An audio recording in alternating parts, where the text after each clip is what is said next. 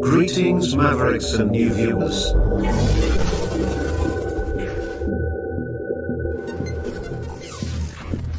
Tonight, direct and live from the Maverick News Network World Studios. This is Maverick News with Rick Walker.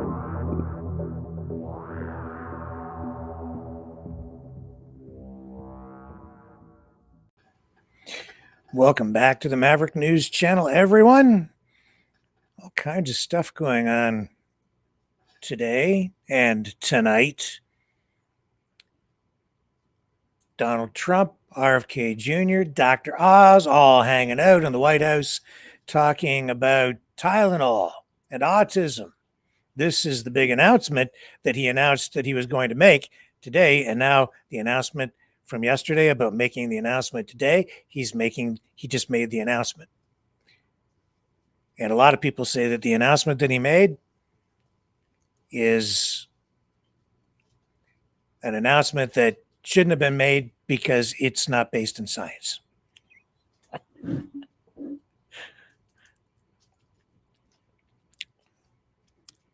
And strangely, that ties into other stuff we're going to talk about tonight too. Like the ostriches out in BC. CFIA is out there with the RCMP, and it looks like they want to go ahead with the call. But of course, you have the protesters out there. So we'll take a look at that too. And that's all about science. And then there's still all this fallout from yesterday's gigantic Charlie Kirk memorial. I called it a revival. I think maybe even that wasn't accurate. Maybe I was trying to be respectful yesterday. I didn't want to be too critical or say anything inappropriate because it's a memorial, right? But I'll tell you, those MAGA maniacs, they sure do know how to put the fun back in funeral. I'll tell you, it was a rip-roaring rally, and we're going to take a second look at it because I'll tell you, there's stuff I was working on last week that I hadn't released yet. There's another Maverick and the News Brothers song that I'm going to share with you tonight. You're not going to want to miss this one because it ties right into Holly Weird, Charlie Weird, and the MAGA maniacs, and the science, and the pseudoscience, or whatever, the craziness, and communism. It all ties together. Yes, it does. Okay, so let's just not keep you waiting. Let's run the promo. We'll be back on the other side, and we'll dig into today's top news stories.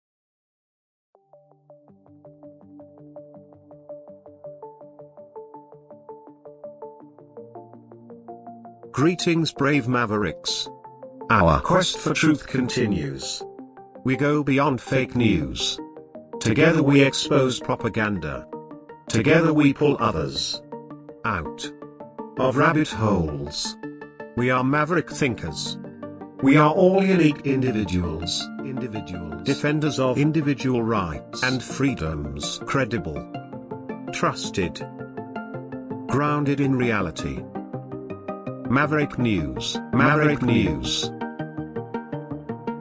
defending free speech, Donate at freedomreporters.com. Do it now. Tomorrow may be too late.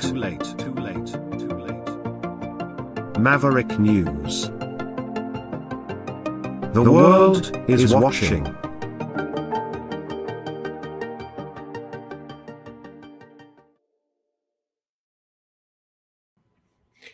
We're living in very dangerous times because it's hard to know what's real, what is fake, what is accurate, what is science, what is not science or pseudoscience.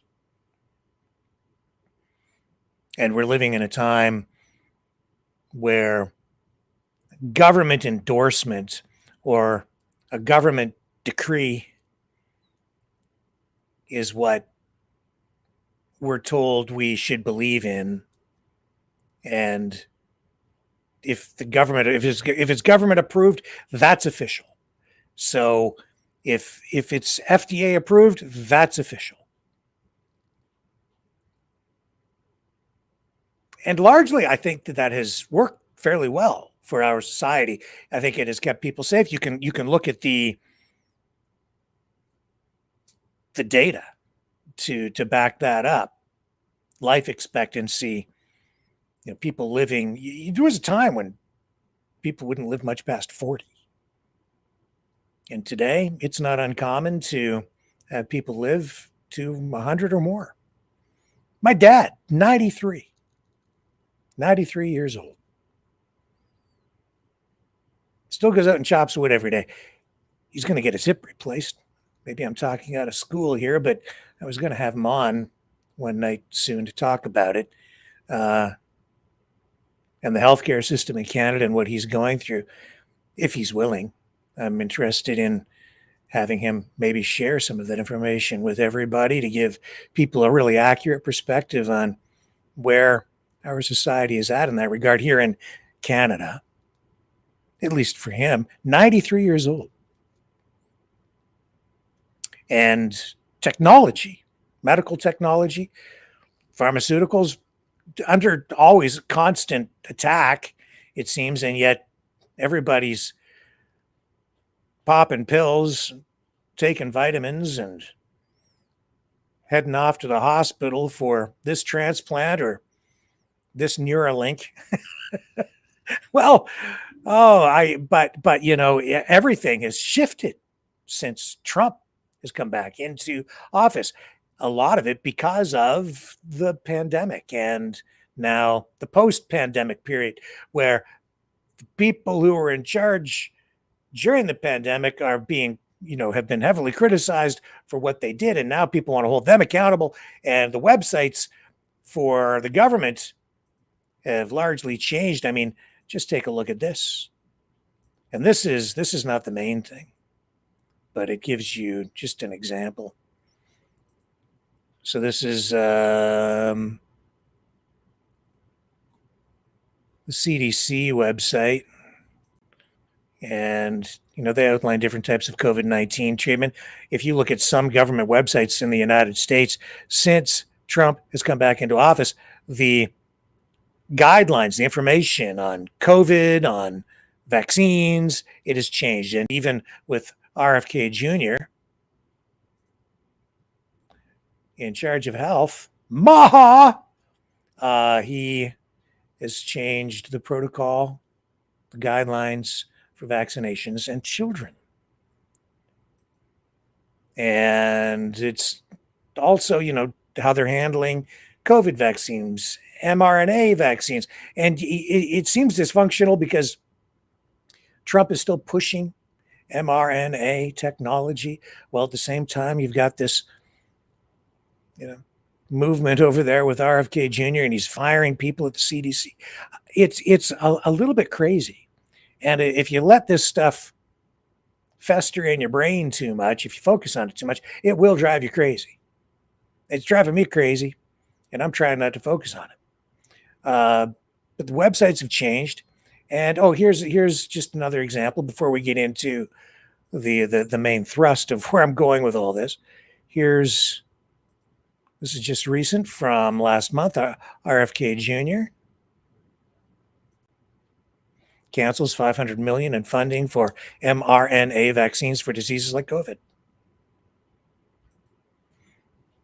And yet, Trump, so proud of bringing us the vaccine and so upset that the pharmaceutical companies, when it was being rolled out during the Trump 1.0 administration, they didn't want to give him any credit. If you recall, they really didn't. And he was pushing, he wanted to get that out there for the election because I think he viewed it as something that would make him a hero for having saved the world with these mRNA COVID vaccines. But it's turned into a real mess, hasn't it? Or at least that's the way it was, he was portraying himself. And then always saying, well, you have your freedom, you have your choice. But then we had the lockdowns, the people were masked up, mandates came. What did he do to stop any of it at the time? Nothing. Not a nothing.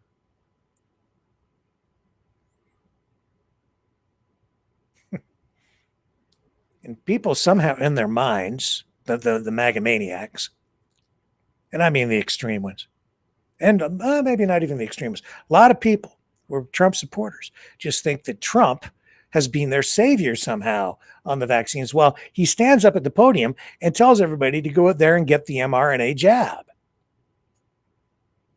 And still does. But you have your freedom, you have your choice. Well, for a while, a lot of people didn't, especially in Canada. And Canada, we take it on the chin a lot of the time. And Canada largely has to be compliant and in alignment with the United States because we live right next door to Godzilla. And if we don't do what Godzilla does, we risk being kind of crushed, So we have to align with them. We can't be too much of an adversary or a contrarian, because if we are, whoever is in the White House at the time might view Kanakistan as something of a threat, lest we be invaded. And I think it has always been a looming threat, especially since World War II, because of the nukes, and because since World War II, and even really since World War I, but especially since World War II, the United States has become so incredibly powerful, the dominant world power. Even as other countries have acquired nuclear weapons, the United States is still dominant, at least on paper. So Canada has to always fall into line. So I don't know. And I think sometimes Canada has been made to do crazy, stupid things in order to just keep whoever, has been in power in the United States happy. Whether it's, I don't know. Well, just take a look at the MK Ultra mind control, mind psychology experiments that were really a form of human torture. Canada participated in that. It was run by the CIA. Canada knew all about it. And they did it in Canada in a way that has allowed the United States and the CIA from being held accountable for those experiments, even now as court cases continue to proceed and keep being thrown out, with the victims seeking compensation all these years later. And it looked like, to me, that was kind of what was going on during COVID as well, whether it was the mandates at the border for the truckers, you had alignment. You have the United States with a policy, Canada has to fall in line. Whatever the U.S. does, Canada has to do it. And interestingly, China kind of taking the lead on all of this stuff. And you can throw your theories around as to what kind of happened, where the virus came from. And there's a whole range of opinions and theories on that one. But Biden comes along, he does his thing. Fauci's there all the time in the background. Now you have RFK Jr., who is portrayed as kind of a wingnut. And I think in large part he is. I think he is largely a wingnut. And he's making real waves. He has been extremely disruptive. That's what's going on today. Very, very disruptive, as Trump holds a news conference and claims that acetaminophen used during pregnancy could cause autism. So he also says that the administration is issuing a warning to doctors not to recommend acetaminophen, Tylenol, for pregnant women, claims it could be linked to autism in children. He's been teasing this announcement for a number of days, even talked about it during the Charlie Kirk Memorial rally, party, whatever it was. And today at this news conference held just a short time ago in the White House, he was accompanied by RFK Jr. and Dr. Oz. Let's pick it up. Here we go.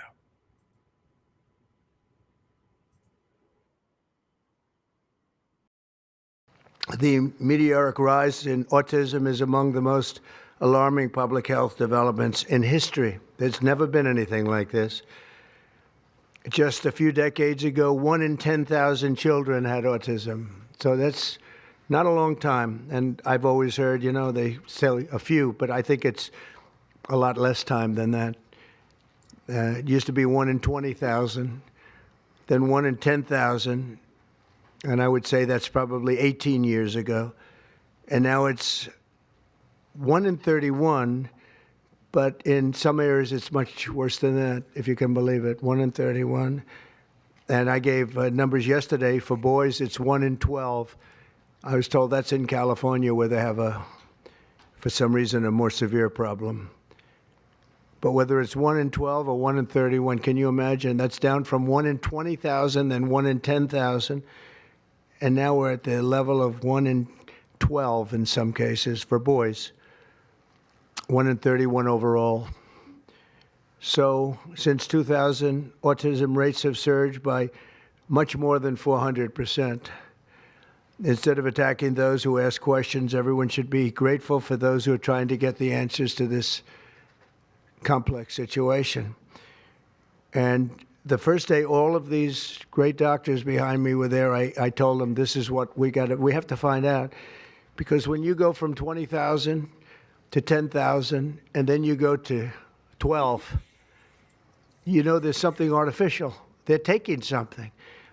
And by the way, I think I can say that there are certain groups of people that don't take vaccines and don't take any pills that have no autism. That have no autism. Does that tell you something? That's currently, is that a correct statement, by the way? There are some studies that suggest that, with the Amish, for example. The Amish, yeah, virtually. I heard none. See, Bobby wants to be very careful with what he says, and he should, but I'm not so careful with what I say. But you have certain groups. The Amish, as an example, they have essentially no autism. First, effective immediately, the FDA will be notifying physicians that the use of well, let's see how we say that. Acetaminophen. Is that okay? Which is basically commonly known as Tylenol, during pregnancy, can be associated with a very increased risk of autism. So taking Tylenol is not good. All right, I'll say it. It's not good. For this reason, they are strongly recommending that women limit Tylenol use during pregnancy unless medically necessary. That's, for instance, in cases of extremely high fever, that you feel you can't tough it out, you can't do it. I guess there's that. It's a small number of cases, I think. But if you can't tough it out, if you can't do it, that's what you're going to have to do. You'll take a Tylenol, but it'll be very sparingly. It can be something that's very dangerous to the woman's health. In other words, a fever that's very, very dangerous, and ideally a doctor's decision, because I think you shouldn't take it. And you shouldn't take it during the entire pregnancy. They may tell you that toward the end of the pregnancy, you shouldn't take it during the entire. And you shouldn't give the child the Tylenol every time he's born and he goes and has a shot. You shouldn't give a Tylenol to that child. All pregnant women should talk to their doctors for more information about limiting the use of this medication while pregnant. So ideally, you don't take it at all. But if you can't tough it out, if there's a problem, you're going to end up doing it. The other thing that I can tell you that I'll say that they will maybe say at a little bit later date, But I think when you go for the shot, you do it over a 5-time period. Take it over 5 times or 4 times, but you take it in smaller doses and you spread it out over a period of years. And they pump so much stuff into those beautiful little babies. It's a disgrace. I don't see it. I think it's very bad. They're pumping, it looks like they're pumping into a horse. You have a little child, little fragile child, and you get a vat of 80 different vaccines, I guess, 80 different blends, and they pump it in. So ideally, a woman won't take Tylenol. And on the vaccines, it would be good instead of one visit where they pump the baby, load it up with stuff, you'll do it over a period of 4 times or 5 times. I've been so into this issue for so many years just because I couldn't understand how a thing like this could happen. And it's artificially induced. It's not like something that when you go from all of those, healthy babies to a point where I don't even know structurally if a country can afford it. And that's the least of the problems. To have families destroyed over this is just so terrible. I also, and we've already done this, we want no mercury in the vaccine. We want no aluminum in the vaccine. The MMR, I think, should be taken separately. This is based on what I feel, the mumps, measles, and the 3 should be taken separately. And it seems to be that when you mix them, there could be a problem. So there's no downside in taking them separately. In fact, they think it's better, so let it be separate. The chicken pox is already separate because when that got mixed in, I guess they made it 4 for a while, it really was bad. So they make chicken pox. Individually, they're okay. When you mix them, something maybe happens. So there's no downside in doing it. It's not like, if you do it, bad things. No, it's only good side. And it may not have that much of an impact, but it may have a big impact. So let those be taken separately. And then hepatitis B is sexually transmitted.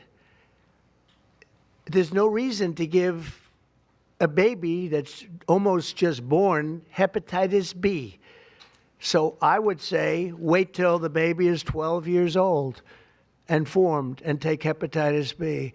And I think if you do those things, it's going to be a whole different, it's going to be a revolution in a positive sense in the country. The FDA will be updating the label of an existing drug to reflect potential benefits in reducing some autism symptoms. This gives hope to the many parents with autistic children that it may be possible to improve their lives. That's one of the things that I'm very, very happy about. I mean, this was mostly going to be on how not to have the child affected, but we've learned some pretty good things about certain elements of genius that can be given to a baby, and the baby can get better, and in some cases maybe substantially better. Not going to be easy, but be a lot easier if it didn't happen in the first place, as these great parents fully understand, right? They fully understand. I feel so terribly I have so many friends with autistic children. It's a tough situation.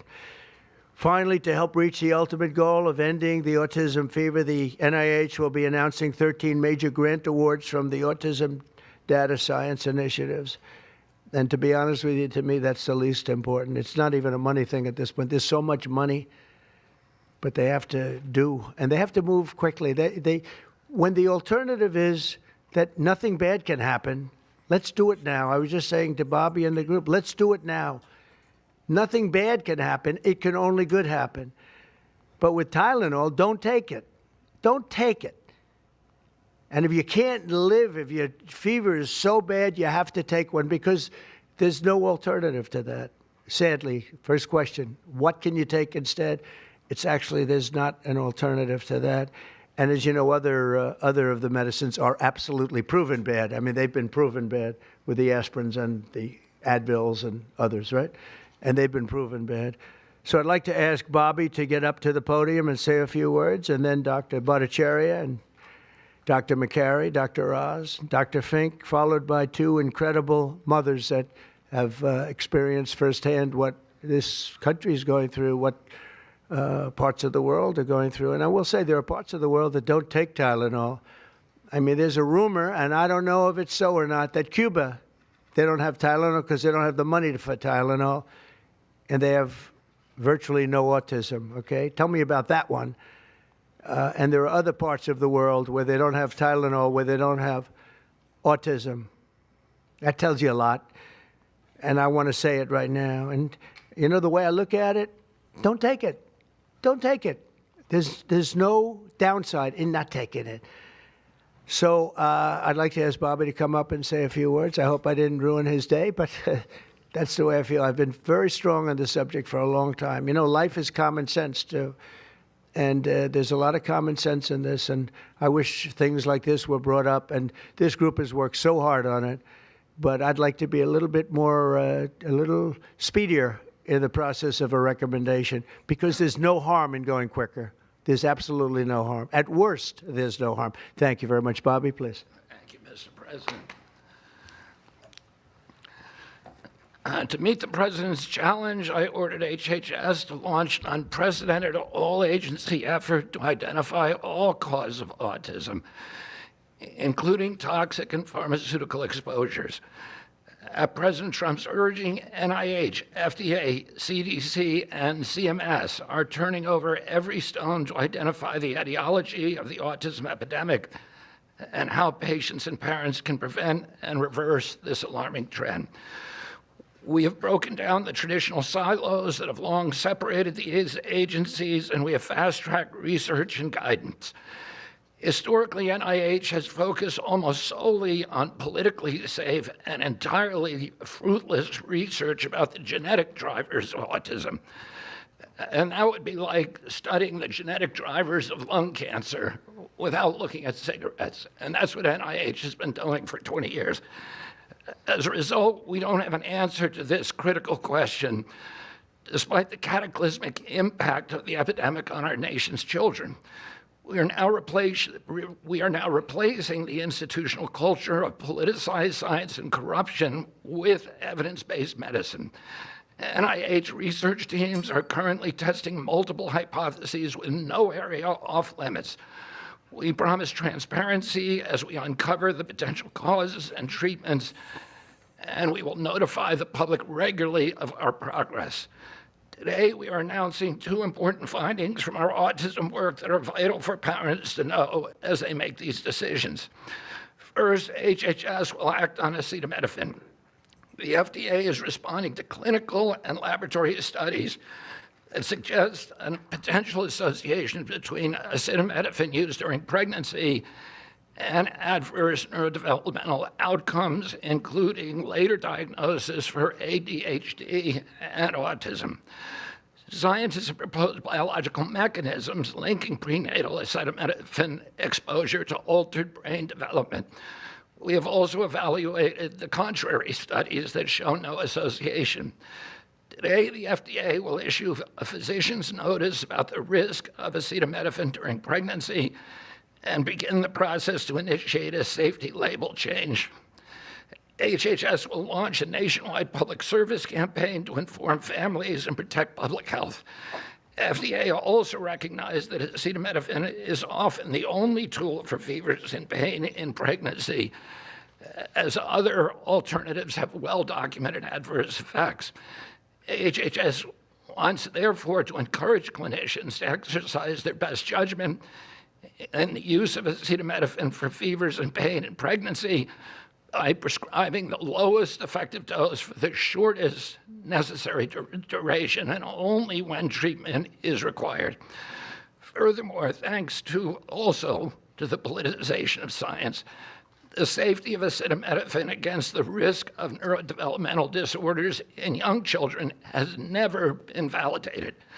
Prudent medicine, therefore, suggests caution in acetaminophen use by young children, especially since strong evidence also has associated it with liver toxicity. Some studies have also found the use of acetaminophen in children can potentially prolong viral illnesses. FDA will drive new research to safeguard mothers, children, and families. In addition to a possible acetaminophen connection to autism for pregnant women, infants, and toddlers, our research has revealed that folate deficiency in a child's brain can lead to autism. We have also identified an exciting therapy that may benefit large numbers of children who suffer from autism. Peer-reviewed literature has documented that up to 60% of folate-deficient children with ASD can have improved verbal communications if given leucovorin. I have instructed NIH, FDA, and CMS to help doctors treat children appropriately. Jay will help tell that story, which started with sound science, the kind that restores faith in government. This announcement also represents a historic collaboration between NIH, FDA, CDC, and CMS. We expect this to be the first of many announcements over the coming years that deliver actionable information to parents on underlying cause of autism and the potential paths for prevention and reversal. Finally, autism is a complex disorder with multifactorial etiology. We are continuing to investigate a multiplicity of potential causes with no areas of taboo. One area that we are closely examining, as the president mentioned, is vaccines. Some 40 to 70% of mothers who have children with autism believe that their child was injured by a vaccine. President Trump believes that we should be listening to these mothers instead of gaslighting and marginalizing them like prior administrations. Some of our friends like to say that we should believe all women. Some of these same people have been silencing and demonizing these mothers for 3 decades because research on the potential link between autism and vaccines has been actively suppressed in the past. It will take time for an honest look at this topic by scientists. But I want to reassure the people in the autism community that we will be uncompromising and relentless in our search for answers. We will perform the studies that should have been performed 25 years ago. Whatever the answer is, we will tell you what we find. We are researching this issue to all 3 agencies. Jay will discuss one of our research initiatives at NIH.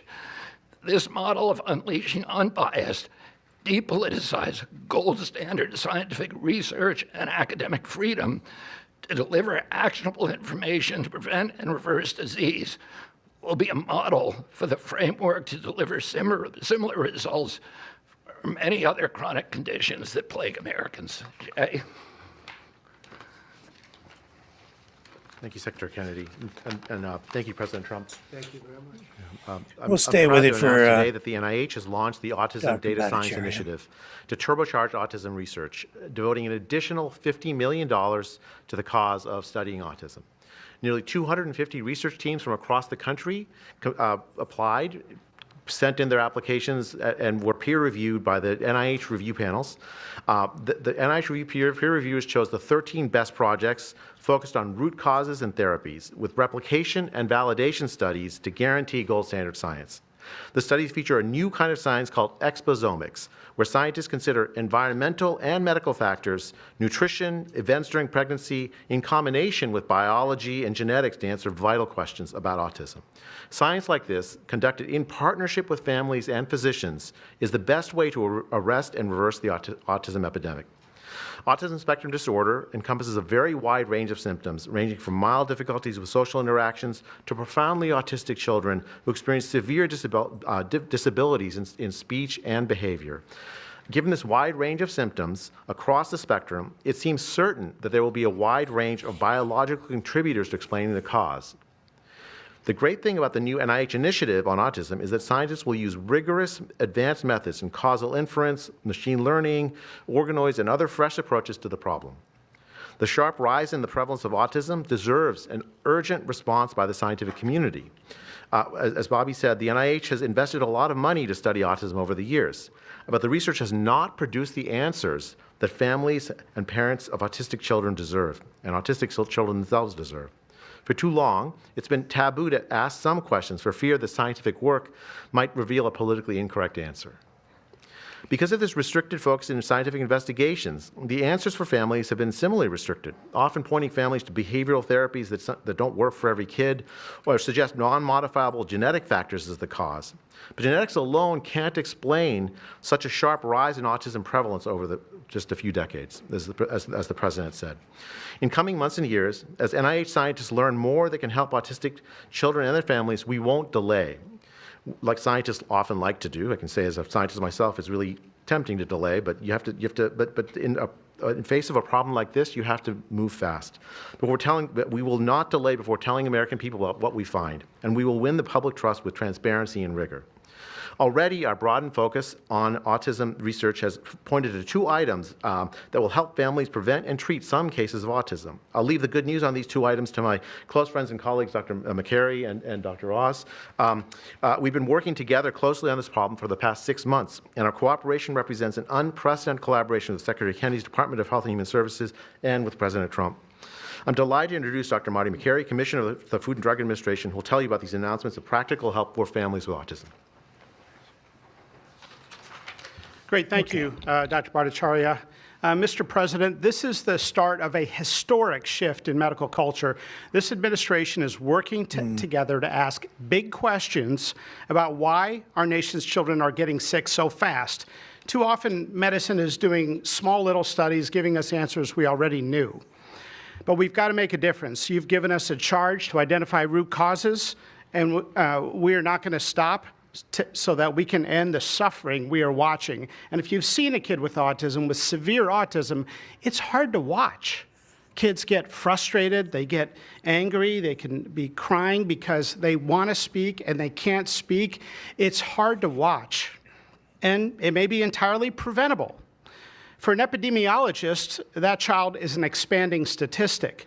But for a child, it can be brutal to have autism. Today, the FDA is taking action to update the label on acetaminophen and sending a letter to all U.S. doctors letting them know about the risks in pregnancy.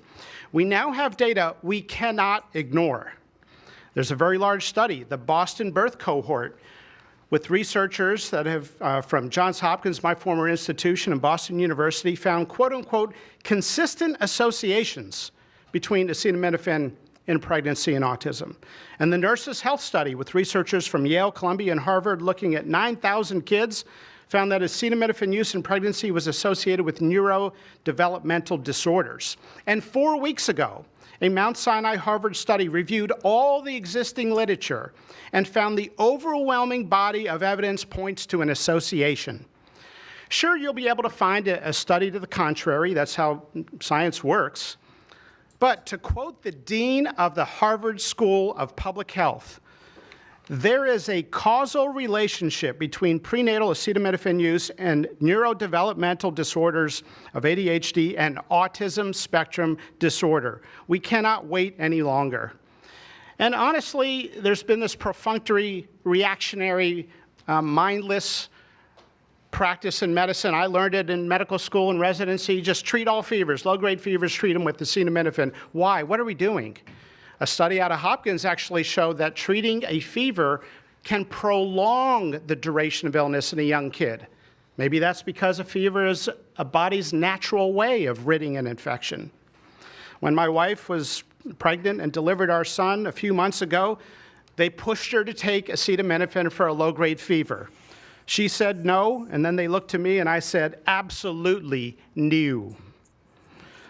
I'm also here to announce good news.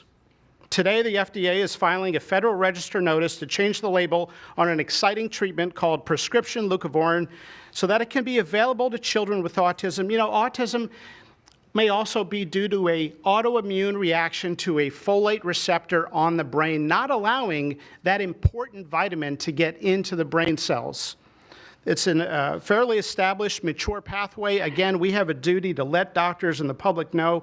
We are going to change the label to make it available. Hundreds of thousands of kids, in my opinion, will benefit. One study found that with kids with autism and chronic folate deficiency, 2/3 of kids with autism symptoms had improvement, and some marked improvement. Mr. President, you told us to do what's medically right, to go bold, and not worry about the corporations and the lobbyists. So that's what we're here doing today. Thank you, Mr. President. Good, thank you. Okay, so could be a good thing. Could be. Could be. I like Dr. Jay Bhattacharya. Always seems to be a very competent, knowledgeable, smart guy, level-headed in my estimation. During the pandemic, he seemed to say some pretty sensible things. So I have a lot of confidence in him. Now, President Trump, I don't know. He needs to. How was it? How do you pronounce this stuff again? I've got some right here. I keep it handy. Dealing with politics day in, day out, you sometimes get a little bit of a headache. This is a generic Lee Noel. And this is pronounced, what was it again? Aket. Mean Ophen.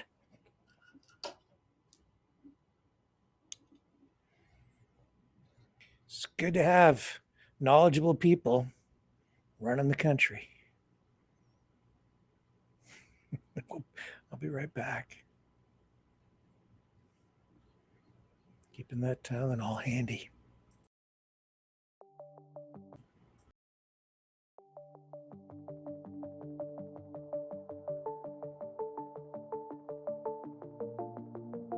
Greetings, brave Mavericks. Our quest for truth continues. We go beyond fake news. Together we expose propaganda. Together we pull others out of rabbit holes. We are maverick thinkers. We are all unique individuals. Defenders of individual rights and freedoms. Credible. Trusted. Grounded in reality. Maverick News. Maverick News. Defending free speech. Free speech.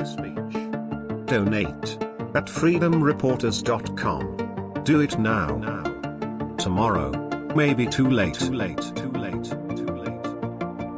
Maverick News.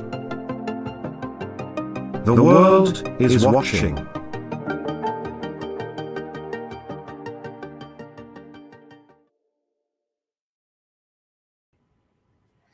Okay, so we're going to get into this Charlie Kirk stuff too, but we also have this developing story out in British Columbia where those ostriches out of that open air biolab that they don't want to call an open air biolab because they've not been fully transparent and haven't been telling the public or anybody else the whole truth and have been using selective information to paint a narrative that is not accurate.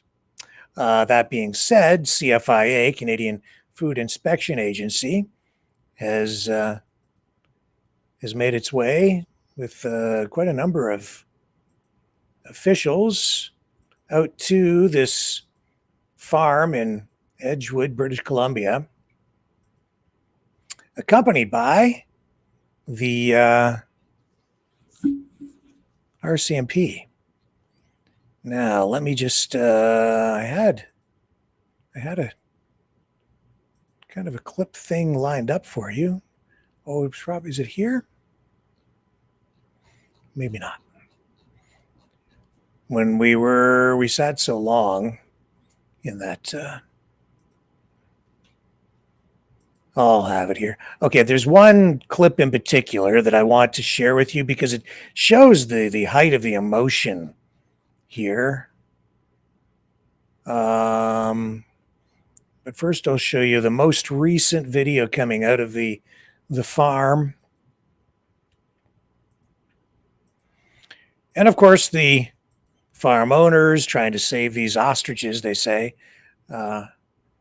It's such a long and complicated story. And there's been this over the top, I'm going to call it a propaganda campaign for these ostriches. I find the whole thing very distasteful because the people behind it have been very, and I'm going to come right out and say it, dishonest, and not telling people the truth and leading people to believe that they've been doing research of some kind into avian flu. And in fact, it wasn't that at all. They were researching COVID by injecting the birds over and over again with COVID antigens. 69 birds died. That's a little piece of information they seem to keep leaving out. They've been infected, reinfected. They've had multiple instances of birds dying off. They have issues with exposure to the outdoors, to infected wild birds coming in, spreading the disease, the avian flu. It's, as I say, it's complicated. And the antibodies that they say are so valuable have been so far used to produce masks with antibodies that were supposed to neutralize the COVID virus during the pandemic, but really don't seem to have taken off and certainly have not made their way to market here in North America. And also you can buy hair tonic to grow hair if you're going bald, so they say. Now they're saying that these birds have some super immunity to avian flu. 69 died out of the flock of the avian flu, but they apparently have super immunity. And this is what's going on out there just within the last, this was posted 22 minutes ago.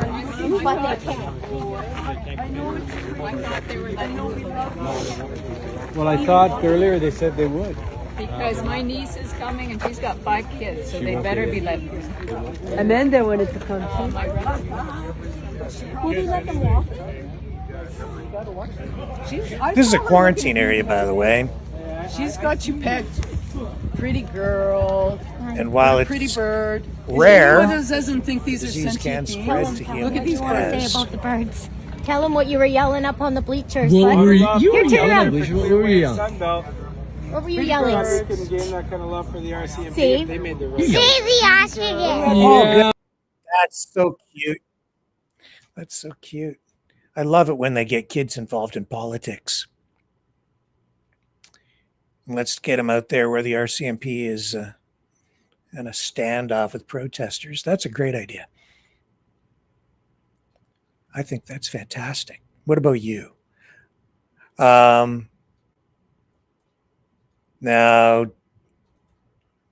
just scroll down here. This was posted earlier in the day. Going to let some of this roll. Help the situation. I sure hope you'll reach out to anything you can. Because you're Canadians, and this is what Canada needs. Because it's in fucking trouble. The world needs this, not just Canada. The whole world has gone nuts. We could be heroes today. But you choose to be soulless. Why would you choose to be I've been following some of the mainstream media reporting on this, which has been surface level at best, superficial. Okay, everyone, let's all go into the field for now. This has been going on all day. Protesters, RCMP out there. Sort of a standoff of sorts. They have a liaison officer there trying to keep things calm.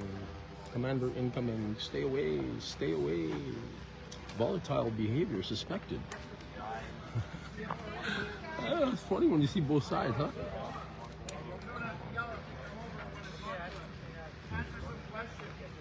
Be gentlemen. Don't make us yell. Be a Canadian. Come over here. Still want my ostrich, man. Yeah, that one right there. It's all we've asked. They might come in to kill the rest of them, but I think I just want that one right there. Because it's not hurting anybody. It's on the outside of the pen. But it's, you see, it's behind the line. There's a line here. I know you don't see it, but police and others have good imaginations. There's a line, and you just don't cross that line. Because if you do, you know, whatever happens, happens. They're not overly worried about that. Just doing their job, man. That's it. Take care of families, take care of themselves.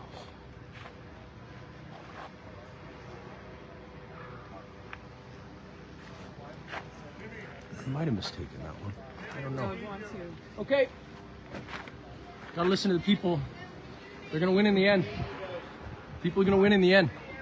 I don't want to leave that. It's got some liquid in there. I don't want you guys to trip over this for now.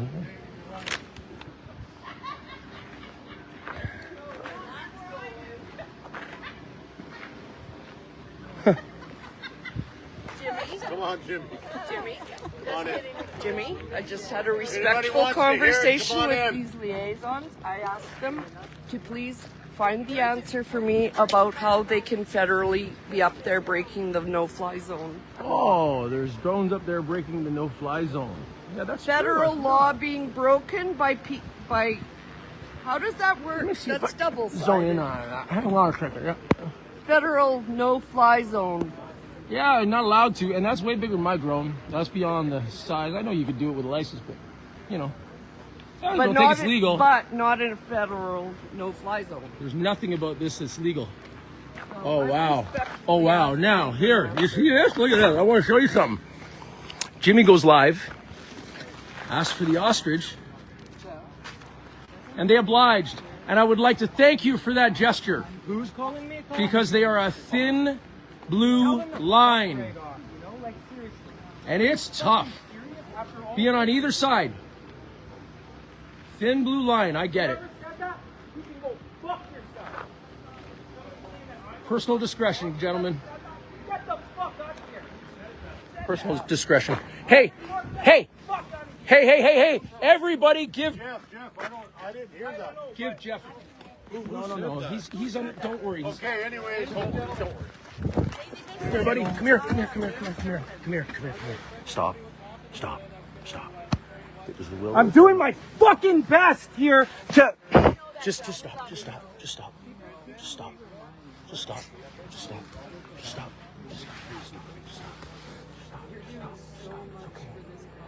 You've done everything for this cause, dude. If I'm you weren't sorry, here, guys. lost cause. Stop. Jeff, I wouldn't be here if it wasn't for you. I know what you stand for, brother. We all know. I'm feeling everybody. We all know. You've done great. You've been the leader the entire time, bro. You're doing something right. Yeah, man. Doing something right. It's just a ring, man. Fuck what they say. You're doing awesome. You've been 100% the entire time, bro. Sorry, guys. I'm letting my anger. Let it out. Yeah, let it out. Give up the big fucking war. You're allowed to be pissed, but it's not on you. Remember that. I spent 9 years in the army. Do you think that I would stand with this? Not these people, but this? Do you think I would stand with this? Do you think I could sleep at night? I have children. Do you think I could sleep at night being one of these men right now? No. Somebody spoke out of turn. You know better, because we Jeff. were over there and tempers are... Share the love. So was Doug. Is Doug a cop? No, they know. Let's get Hey, this. I was in the army for 9 years. When I came here, you've been doing the work of the commander. I know. You're doing great, Nice deep man. breath in your nose and out your mouth. Thank you. Big. Thank you. Share the live, guys. Share this out. We had over 1,000 people You're kind of playing joining the us commander earlier. right now, right? We That's the can do toughest this. role. We You can be got everyone coming at you, united. and We you've can been doing stand amazing. together. You're the fucking These lead. gentlemen just need to hear our voices. They need to understand we're all united in this. These are our brothers. These are our been doing great, sisters. man. These are our children. You're 100%. No different man. than Don't your even worry family about dog. that. No different than your family cat. Why would you take it to have it destroyed for no reason? It makes no sense. People will say anything. You've been 100% the entire time, man. It's all good. I feel for you, brothers. I really do. But your silence isn't cutting it, guys. Take a sick day. No more than any of us Time did. to take a leave. No more than any of us did. Come on. Don't turn a rotten apple. And yes, I appreciate your service. I appreciate all you do to try and keep Shit, I'm still alive. Nobody realizes if we didn't do what they did, they would have fucking plowed through that road, arrested every single one. Nobody would even be here watching right now if we hadn't solidified a level of negotiation. They would have came in here and arrested every one of those people on the road. I know. If it wasn't for you. If we didn't establish some sort of level of communication. I know. No, you've been doing wonderful, man. Don't listen. Nobody would be here filming this right now. It's nothing you did. It's nothing you did. Yeah, don't let that one get to you. People get It's nothing you did. I'm not angry anymore. I just that took me off fucking guard. It took me off guard. It's also because you assert a level of authority, and that's probably. Well, somebody has to. And we're happy you did. And somebody was misled in their thinking. Come join us. You've been doing great, Jeff. Don't even fucking. Guys, you don't have to do this. Your love is needed now more than ever. Make a phone call. Your children will see this. Your children are going to know. Your mothers, your fathers, your aunties, your uncles. You are doing the work of the devil. Thank you. Who's silent professionalism serving? What is your silent professionalism serving? Thank you. Thank you. Somebody step forward and No such thing as an innocent bystander. Thank you. You will not sleep tonight, and you will not sleep tomorrow night. This will haunt you like nothing has ever haunted you before. And you look down. You look at that ground. You should look at that ground. Hold your head in shame, because you should hold your head in shame. Because if you had any balls, you would say, fuck this, and you would go home, and you would take care of your kids, and you would take care of your wives. These are our children. These are our future. your future. Thank you. And have a heart. You deserve better than this. You are being manipulated by a broken system. Your oath is being manipulated by the government. You did not sign up for this when you became officers of the law.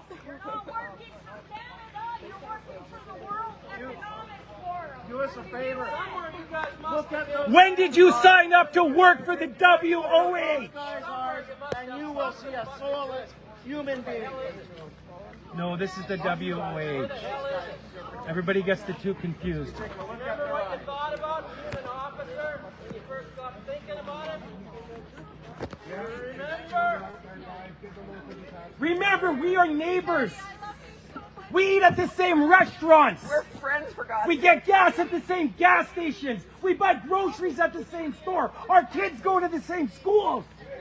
You are us and we are you.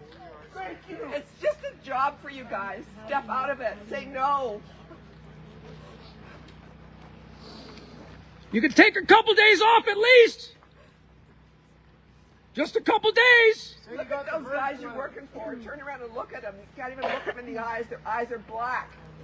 Why don't you talk amongst yourselves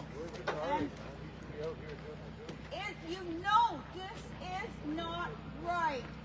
Well, there's a group just as equal to the ones we're seeing, and they're hiding behind a tree right now. What happens if we get the stay tomorrow, guys? We get the emergency stay. Remember, you were willing to help sacrifice these birds. And tomorrow when we get that stay, remember, you were willing to kill these animals. Or just think what the press is going to think. When people really get the story. Thank you. Hey, Dave. Thank you. 90,000. Sorry, I'm using my 90,000 right Make now. your kids Share the proud. love. Like, get this out there. We want this Go on the home. platform. World is lost. Global news is here. Rebel news is here. It's being shared worldwide. This is something that you won't be able to turn away from. Good. Thank you.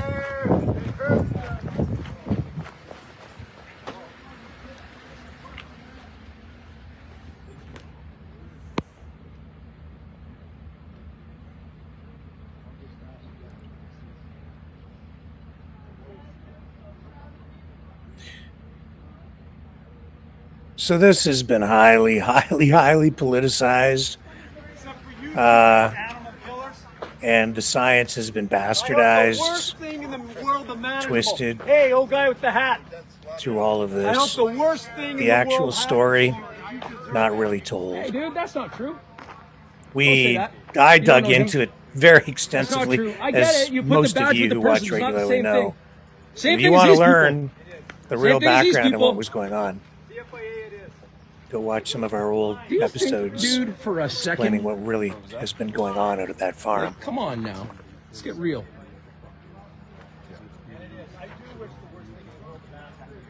That's what you're doing to that family. That's what you're doing. You are destroying them.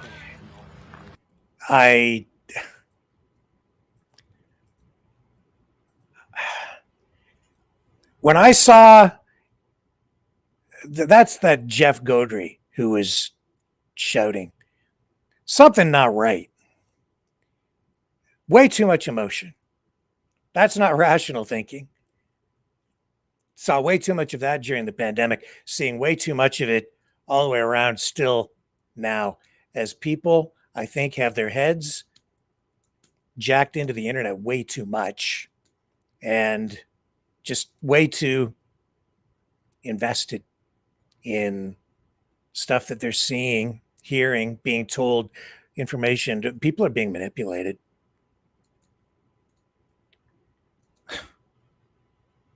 They've personified those birds. They tell everybody that the 398 birds that are out there have names.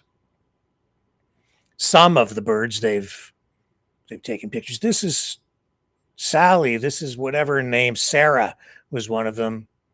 And what was it? When Charlie Kirk was murdered, they came out and said that they had named one of the birds Charlie.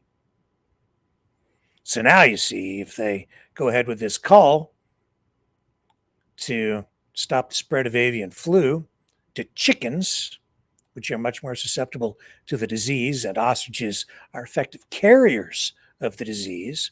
And because they did test them and found that they were infected and determined that they posed an ongoing, recurring risk, that's why the call was ordered. You can agree with it, disagree with it. I see very clearly that this is highly politicized. But if the call goes forward now, of course, you're not just culling birds, you're murdering ostriches, personified ostriches with human traits overlaid onto them, superimposed onto these birds to make them seem like pets. And not only that, you're repeating the assassination of Charlie.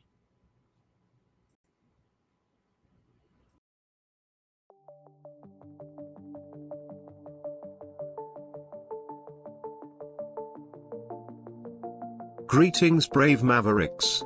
Our quest for truth continues. We go beyond fake news. Together we expose propaganda. Together we pull others out of rabbit holes. We are maverick thinkers. We are all unique individuals, defenders of individual rights and freedoms, credible, trusted, grounded in reality. Maverick News, Maverick News. Defending free speech, free speech. Donate at freedomreporters.com. Do it now. Tomorrow may be too late.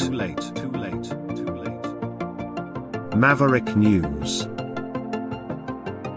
The world is watching.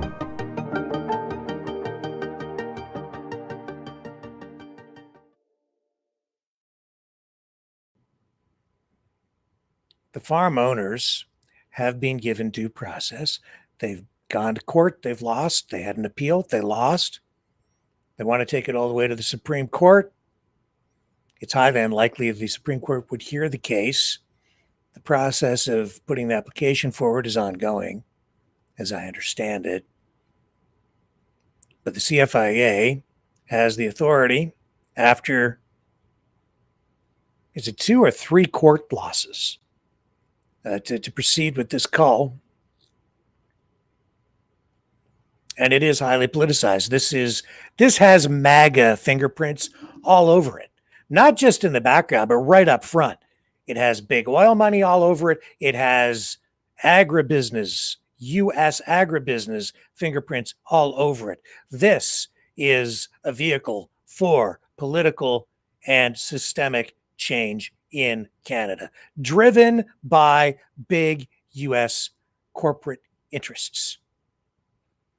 This is an effort to change Canada's food policies as they relate to the management of the poultry industry, supply side management, tariffs, supply management in agribusiness in Canada, and the way that we manage avian flu, which the United States, as I indicated earlier in the broadcast, the United States wants Canada in alignment with them on the policies of avian flu management, on all these policies, because while Trump is saying that Canada treats the United States poorly and points to tariffs and other non-tariff barriers, it says that he doesn't need Canada. They very much want Canada. That's why the billionaire John Catsimatidis, who owns a grocery store chain in New York State and in New York, has come out with his radio station that he also owns, this multi-billionaire, to put his weight behind the Save the Ostrich movement out of that BC farm. Interestingly, John Catsimatidis also he owns the company that is the largest U.S. purchaser of Alberta oil. And these things all dovetail, they all come together. And then you tell me that this is about the science and about animal rights, posts online with pictures of the ostriches holding up signs saying, we want our constitutional rights. Ostriches do not have constitutional rights. Humans, Canadian citizens in Canada have constitutional rights, not the ostriches themselves. And this is U.S. influence at a time when the President of the United States keeps bringing up this 51st state rhetoric and is waging economic war against all of the traditional U.S. allies, including Canada, through tariffs. And he has been targeting agribusiness through those economic warfare policies.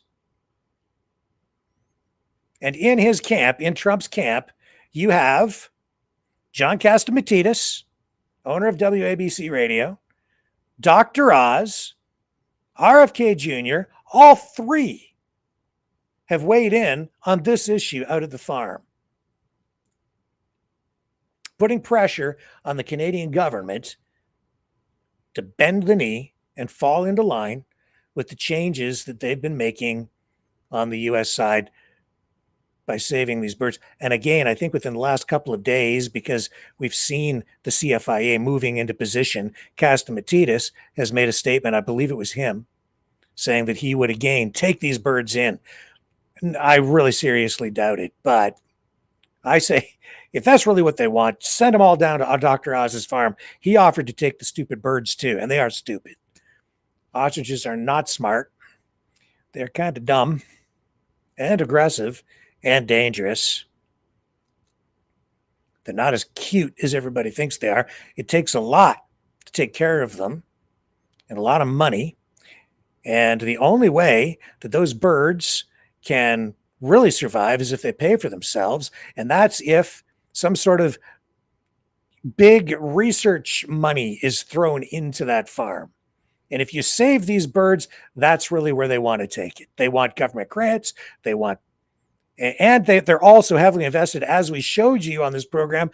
They have a big investment already prepaid for these COVID antigens that they've been injecting into the birds in order to produce COVID antibodies so that they can send these eggs over to this place in Japan or whatever, this university in Japan where this doctor takes them and makes hair tonic to grow hair with the antibodies. And they say that they'll cure virtually everything under the sun. Jim Kerr, who was in that video, saw videos. I was getting ready for tonight's broadcast. He was frying up an ostrich egg, saying that by eating the ostrich eggs, you don't need pharmaceuticals because you get all the great antibodies from the ostrich eggs, telling people that that's the science. They have no studies to indicate, to prove any of these claims at all. And even the work that they've been doing on the COVID side, the methodology is flawed. They don't have a controlled environment. The research is really not valid. That's why the CFIA is proceeding with the call, because all the claims that they've made really just don't hold water. But hey, the media, the mainstream media that everybody has been so critical and suspicious of for all this, well, certainly since the pandemic, now all the people who are in this camp, because it's the latest thing to support, they're all behind the ostriches. It makes no sense whatsoever. The same people who are concerned about the lockdowns, the mandates, the COVID jabberoonies, and now they're out there trying to defend this open-air biolab research facility for COVID research. It blows my mind. But hey, have at it. It's almost a free country, so the protesters are out there. They've spent months out there, invested their time, dedicated a big portion of their lives to saving these crazy ostriches. and the level of emotion that I could see in that guy's eyes says to me that guy's not thinking straight. And I've spoken to other people who are out there protesting before who left very disgruntled and disillusioned because they're not buying it anymore because they've seen the way that the birds are treated, the way the people have been treated, a lot of the protesters. I've had lengthy conversations with people who prefer to remain anonymous, and I totally get it. And a lot of the people who live out there, not happy about living next door to an open-air COVID biolab, not happy about the way these protesters have handled all of this, being disruptive, not happy about it at all. I'm going to get to that in a moment, but the thing that really concerns me the most is the way that we're getting all this U.S. political interference up here in Canada on this issue. We don't need the United States telling us how to run our affairs. That I find the most distasteful element to this story altogether. Whether the government's getting it right or getting it wrong, it's up to us as Canadians to deal with this stuff ourselves. But some people keep reaching out to the United States to get them, to the Trump administration, to intervene somehow, not on this issue, but on many issues, to put pressure on the Canadian government from the U.S. government to affect political change in our country. How would Americans feel if at every turn somebody on the U.S. side was reaching out to the Canadian government to tell Trump and his administration how to run? Do you think that they would listen to Mark Carney saying, you know, we don't think that the way that you run your goldfish fishing program is proper. We want you to change that. They're not going to listen. They don't. It's not our business. It's not their business, but we're not Americans. But here's Katie Pasitny from the Universal Ostrich Farm. Again, where is she tonight? She's out there. A last minute plea. This is it. We've been hearing that for quite a while. And she wants people to run out to the farm. And she's reaching out directly, I guess, to President Trump tonight.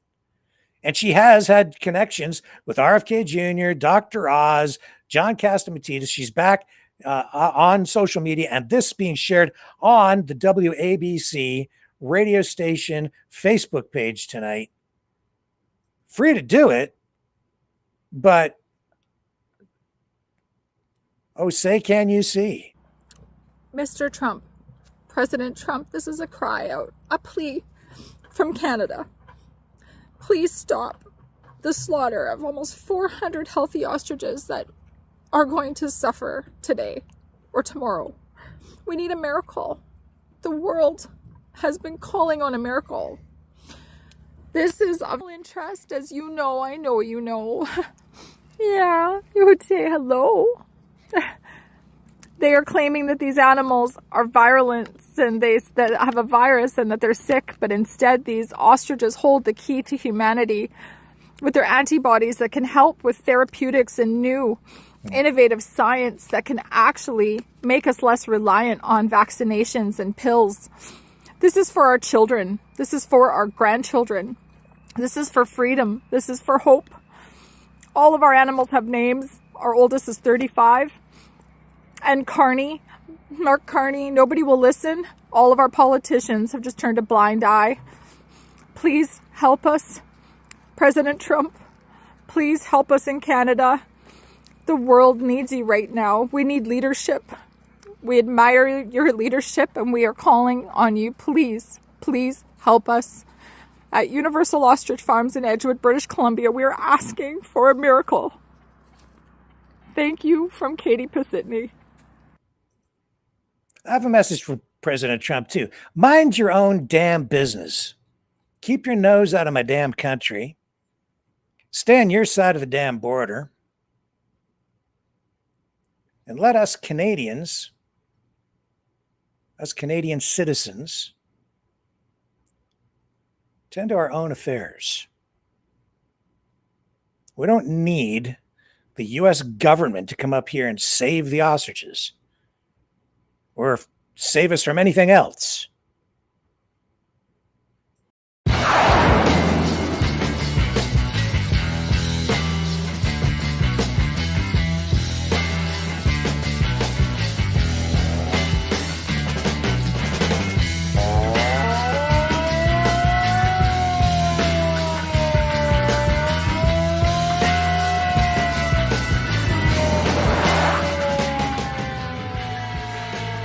Maverick News. Fighting for freedom. And like I said, even the mainstream media not covering this thoroughly at all.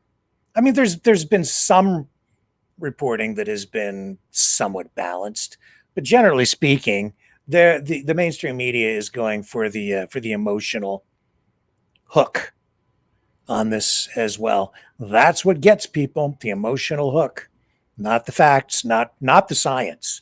That is for damn sure. But a lot of the neighbors out there, pretty damn upset about the way that farm operates, the health hazards that it presents to the community, the risks that it has escalated, the risk level that it has escalated for other farming operations, not just in the region, the province and country, and even continent-wide. Open air, wildlife getting in and out of the ostrich containment area, coming into contact with those birds, which have been infected, reinfected, infected, reinfected again, multiple times, many of them dying. Oh, but they have super immunity. They can't die. Yes, they can. Yes, they do. And more seriously than that, they survive and carry the virus. Letter to Vernon Lake Country Monashi MP Scott Anderson on Ostrich Farm. This is from the Vernon, BC Morning Star publication. This is a letter to the editor, essentially, from a Mildred McFarlane. Just posted, fresh, says right here, this is a letter to the local MP, Scott Anderson, who's been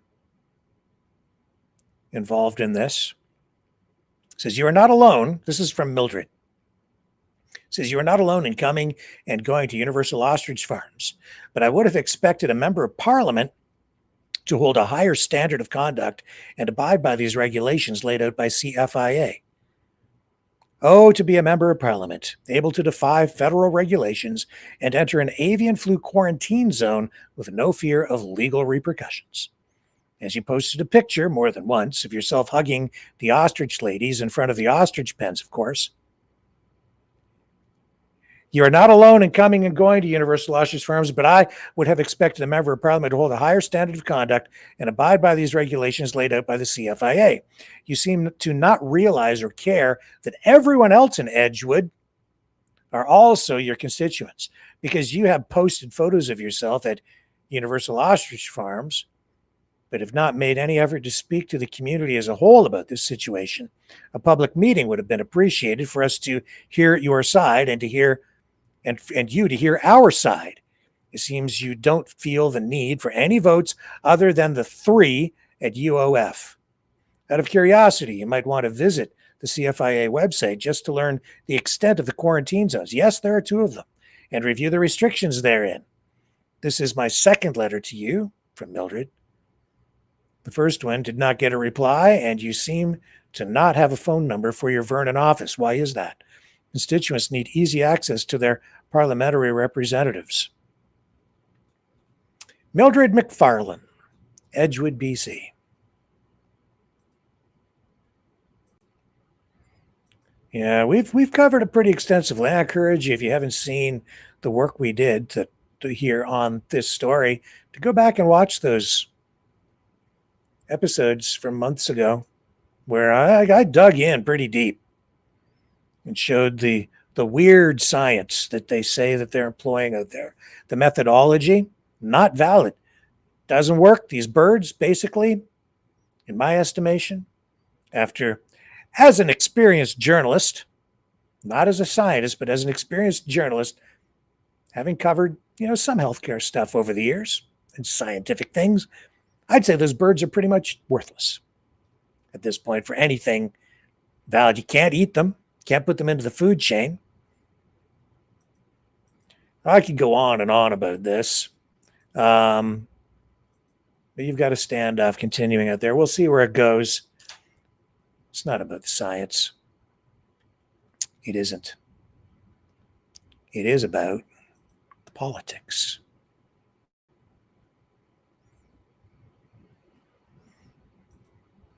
Let me take another quick break. I'm going to look for something here.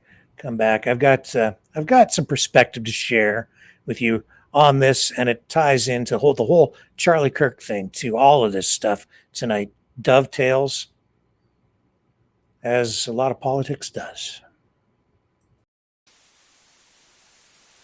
Someone very profoundly once said many years ago that if fascism ever comes to America, it'll come in the name of liberalism.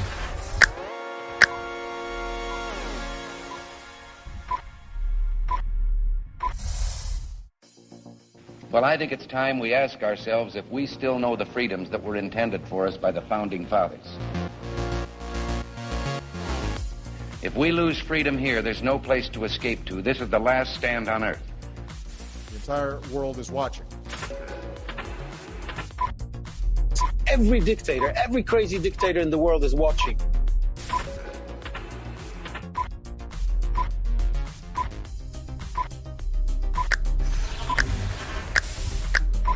The world is watching. On TV, the entire world is watching. On social media. But the entire world is watching, and yes, they are seeing what we have apparently bravely been willing to say that others are thinking. Stand for freedom. Literally stand for freedom. Let's get this done. The entire world is watching. We're at war with the most dangerous enemy that has ever faced mankind in his long climb from the swamp to the stars. Maverick News. Maverick News. Maverick News. Let me have more control of my own destiny. The world is watching.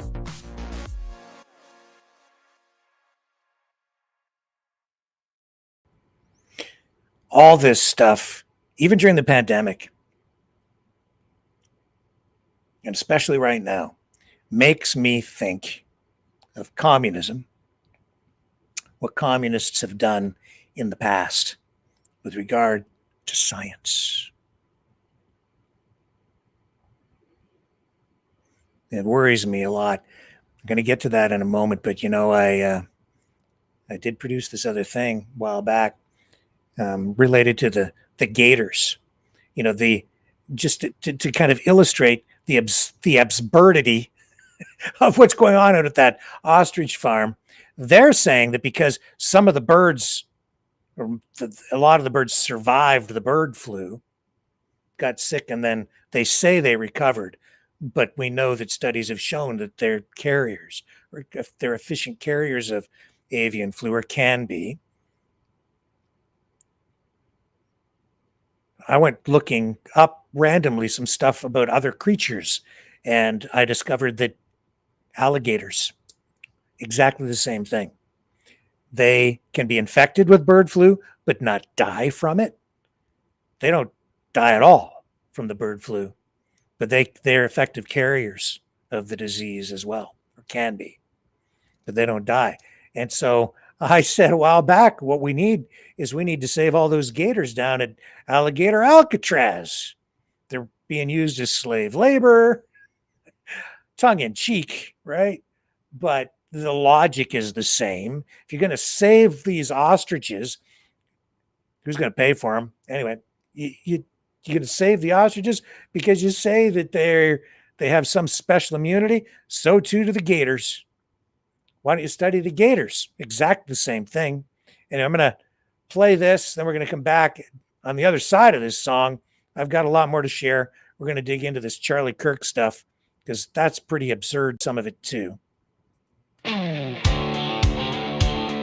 right back.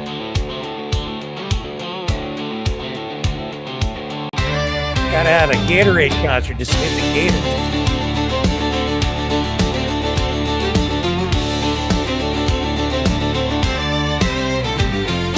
Down in the swamp where the moss hangs low, there's a secret jail most folks don't know. Gators guarded, but they're locked in too, working for nothing like good old fools. Built by Ron with a heavy hand, time to break them out, take a stand. All we need Gatorade, let the gators go. They outlive the dinos, beat the bird flu blow. No more working for a petty dictator. Raise your voice and shout later, Gator.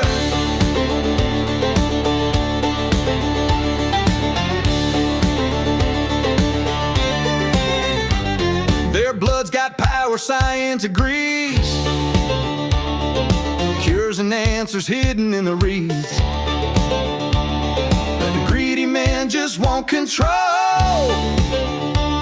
They cage the swamp and sell its soul. Trump tweets lies from a golf cart throne, while the gators suffer all alone. All we need Gatorade, sound down the call from the Everglades to the concert hall. The ancient, strong, and greater than haters. Time to roar out loud, later Gator. Now picture this, a swampy stage, bayou crowd. Gators marching, snapping proud. Santa's running from the beat as scaly freedom hits the street. They ain't monsters, they're survivors' friend. It's time their prison days should end. Raise your hand, stomp that ground, let the Gator anthem shake this town. We need Gatorade, swamp hearts unite. Play that slide guitar into the night. They've earned their peace, not another jailer. Sing it strong now, later Gator. Later Gator. Later Gator. Gatorade is canned, and they're taking the swamp back.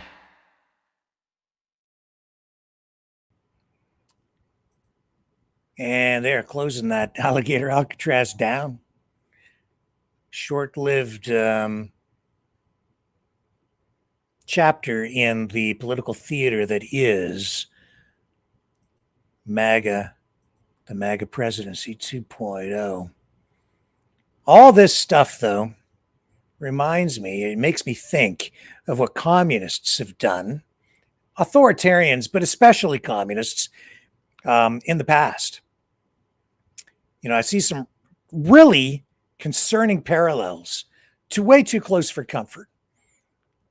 You know, they have that saying, history may not repeat itself, but it sure rhymes. And right now, it is echoing the darkest chapters of communist revolutions in the halls of American public health. And now in Canada, whether you're looking at the ostriches, what's going on with RFK Jr., we're talking about how the Bolsheviks, the Maoists, the Khmer Rouge, thugs targeted scientists, teachers, truth tellers to crush dissent, bend reality to their will. Now, you fast forward to today in 2025, and RFK Jr.'s Make America Healthy Again crusade at the CDC kind of looks like a twisted remix in a lot of ways. I'm not saying that they shouldn't study what's going on with Tylenol. There may be some real valid science there. Let's dig down and get to that. But there's been some kind of kooky stuff coming out of RFK's mouth too. And President Trump got a lot of faith in the father of the vaccine there, Akita Homata, whatever you pronounce that. So let's rewind to the Red Menace, Stalin, Soviet Union, the Great Purge. It wasn't just about gulags. It was an intellectual bloodbath. Thousands of scientists, like geneticists, like, what was the guy's name? Nikolai Vavilov. They starved him in prison for daring to challenge state-backed pseudoscience. Why? Because Lysenkoism, the ideological Frankenstein, declared genetics bourgeois nonsense and promised bumper crops through willpower alone. Result, famines that killed millions. Biology set back decades. Mao's Cultural Revolution. Red Guards. They dragged professors through the streets, smashing libraries and re-educating teachers in labor camps to purge the four olds science. If it didn't toe the Maoist line, it got the boot. Universities shuttered. Research halted, all to forge a new obedient proletariat mind. And let us not forget Pol Pot's killing fields in Cambodia. Glasses, people who wore glasses, presumed intellectuals, they got macheted to death because book smarts threatened the agrarian utopia that they sought. Teachers, doctors, engineers wiped out en masse. 25% of the educated class gone. Education burned. Science irrelevant. The why is simple, folks. Communists saw thinkers as viruses in the body politic. They targeted them to monopolize truth, eliminate opposition, and rewrite reality through force. Rewrite reality. No debate, no evidence, just loyalty all the way to the grave. Now take a look at what's going on in Washington, D.C. 2025, RFK Jr. struts in like a modern-day commissar, vowing to restore trust in the CDC by torching it from the inside. 7 months in, and it's a purge, mass layoffs across CDC, FDA, NIH, thousands of scientists shown the door. Budget slashed nearly in half. Now, you can sit there and you can say, oh, they weren't following the science. Therein lies part of the problem. Whoever's in charge gets to decide what the real science is.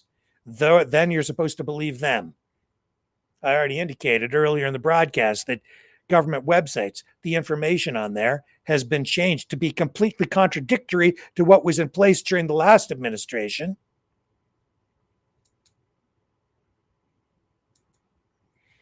RFK Jr. ousted CDC Director Susan Monarez after she refused to rubber stamp unscientific directives, as we showed you during her testimony during that oversight committee hearing. And he's fired more experts. Her warning to Congress, we're heading to, quote, a dangerous place with public health. Gutted for politics.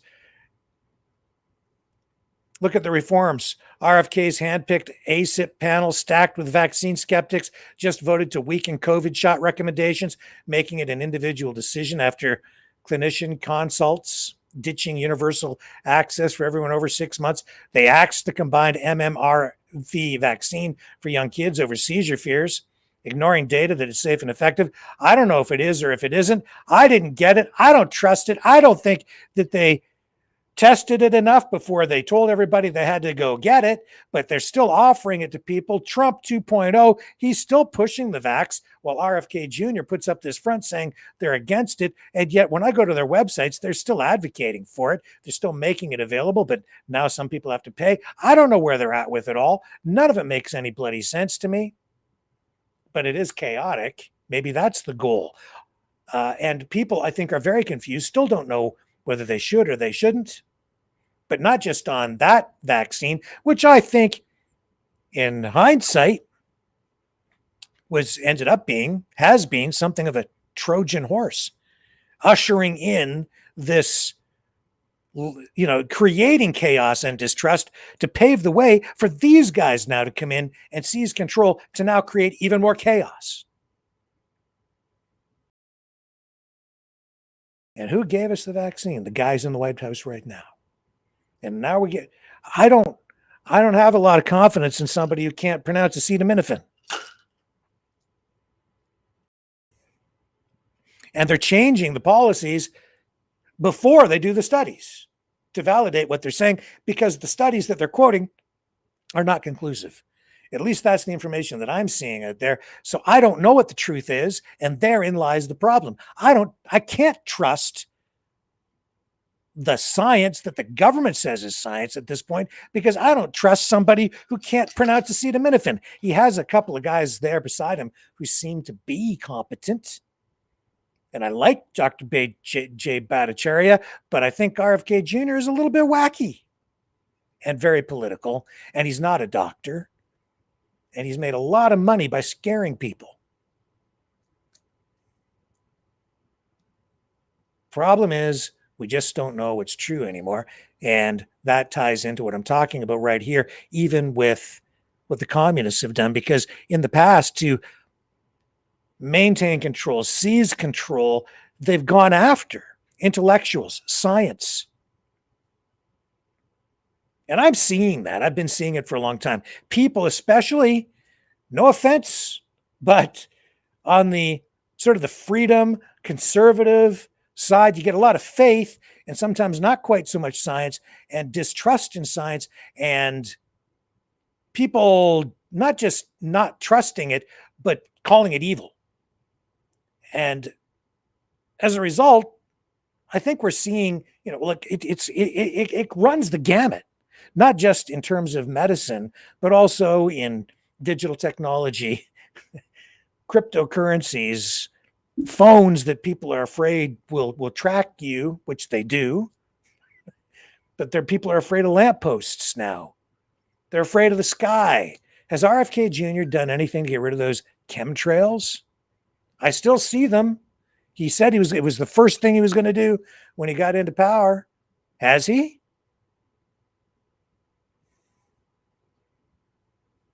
Now, everything he's doing as part of the purge, and that's just the healthcare side.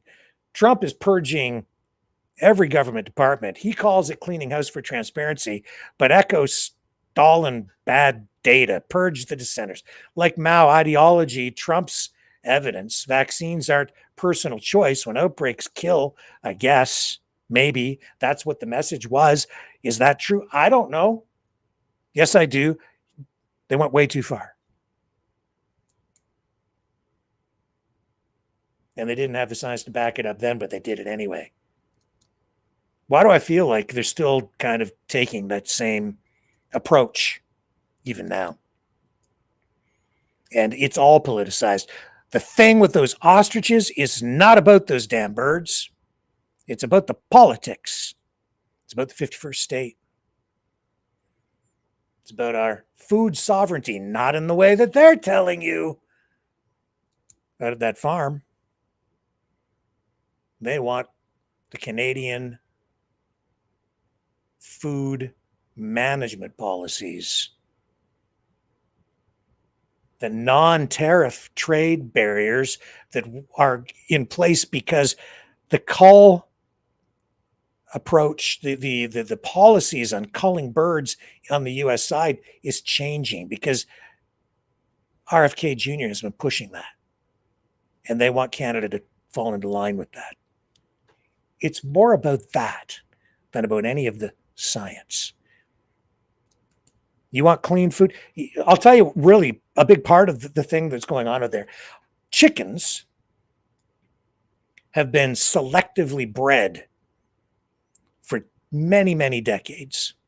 And so today, chickens, because they've been selectively bred to grow very quickly or to produce a lot of eggs, they're like genetically super birds, but when you selectively breed any biological organism in order to get certain traits like fast growth, good meat production for agriculture, and that's what chickens are largely about, you kind of also get unintended consequences like anything that's managed by human beings instead of just nature.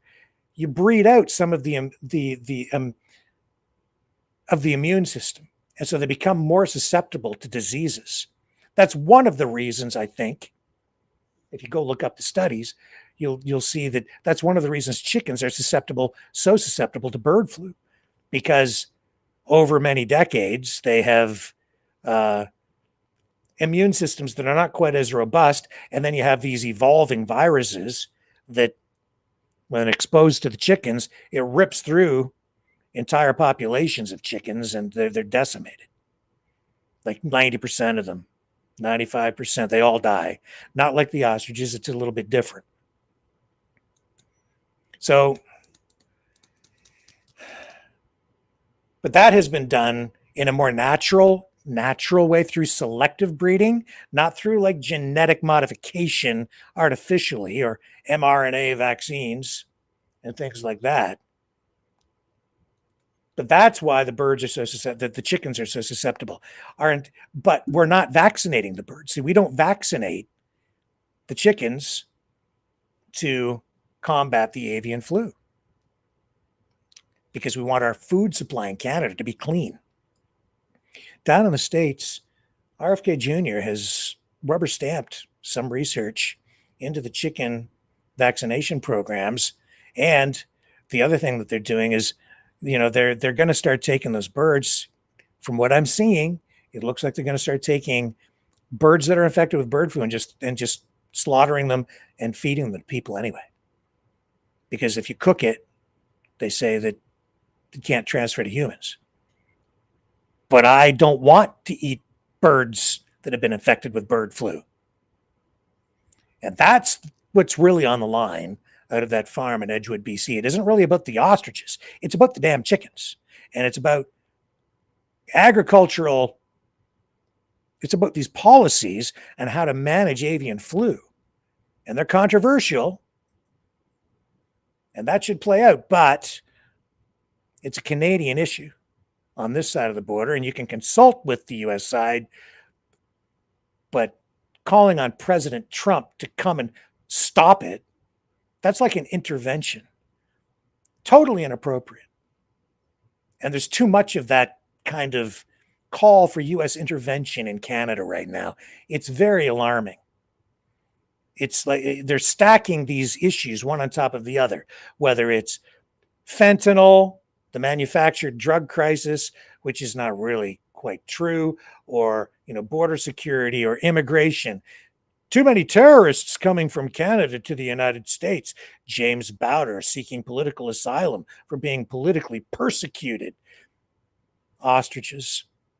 This authoritarian, fascistic, communist government that we have up here in Canada. Well, they call birds in the United States too. A lot. They still do it, even with RFK Jr. in his position, advocating against it, but it still goes on down there. So don't kid yourselves. You think that they're not doing the same thing in the United States, and yet they're putting pressure on the Canadian government to save these damn ostriches. it's all weird until you really start to look at the underlying roots and where all of these things go. That's all weird. The whole thing with Charlie Kirk has been weird. They named one of those ostriches Charlie. Tell me that this isn't a political issue when they name one of the ostriches Charlie. And I challenge the people at the farm to line up all 398 birds, if they even have that many out there still, and start naming them for me. Oh, and I've not been able, still have not been able to acquire any of the COVID antigens that Dr. Pellick, who has been defending the farm, and said that you can get that antigen basically anywhere. Haven't been able to get any. I've tried because I was, as I told you, I was going to open my own open air biolab in my backyard too, because he said that you don't need a permit for that. So much lying going on out there. And it makes me nauseous because there's so much truly at stake. Not that I'm trying to defend our darn government, because sometimes they do some crazy, wacky things. But we're a sovereign nation, and we should be solving our own problems. The United States has no business up here. Dr. Oz, RFK Jr., and Donald Trump have no business meddling in what's going on out at that farm, because they're just making everything worse. In my estimation, the farm owners should have accepted the outcome, taken the compensation for the birds, and do like all the other farmers do. Make the best of a bad situation, and then try to do better and keep your birds contained properly so that they don't keep getting infected with viruses and dying. That would be a really good start. And then you wouldn't have these problems to this degree. Okay, hang on. We're going to come back and dig into this Charlie Kirk weirdness on the other side. Don't go away. Be right back.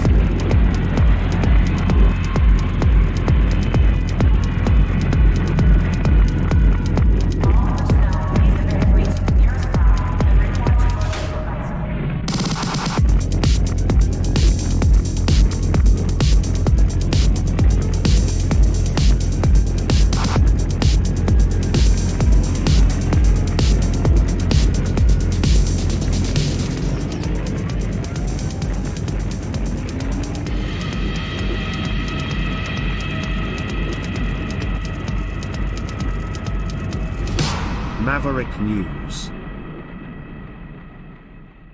The world is watching. Okay, I watched, the Charlie Kirk memorial. I heard that 100 million people watched. 100 million people worldwide. Is that true? I don't know. Certainly close to 100,000 in person at the stadium. And I found the whole thing weird.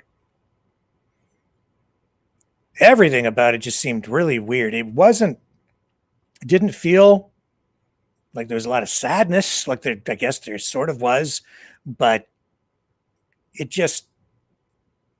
I told you I needed a little more time to process it all, to take it all in. Plus yesterday, you see, because it was supposed to be a memorial, I was really trying to choose my words very carefully to make sure that I was respectful. I'm still trying to be. I don't want to speak ill of the dead at all. I was not a Charlie Kirk watcher.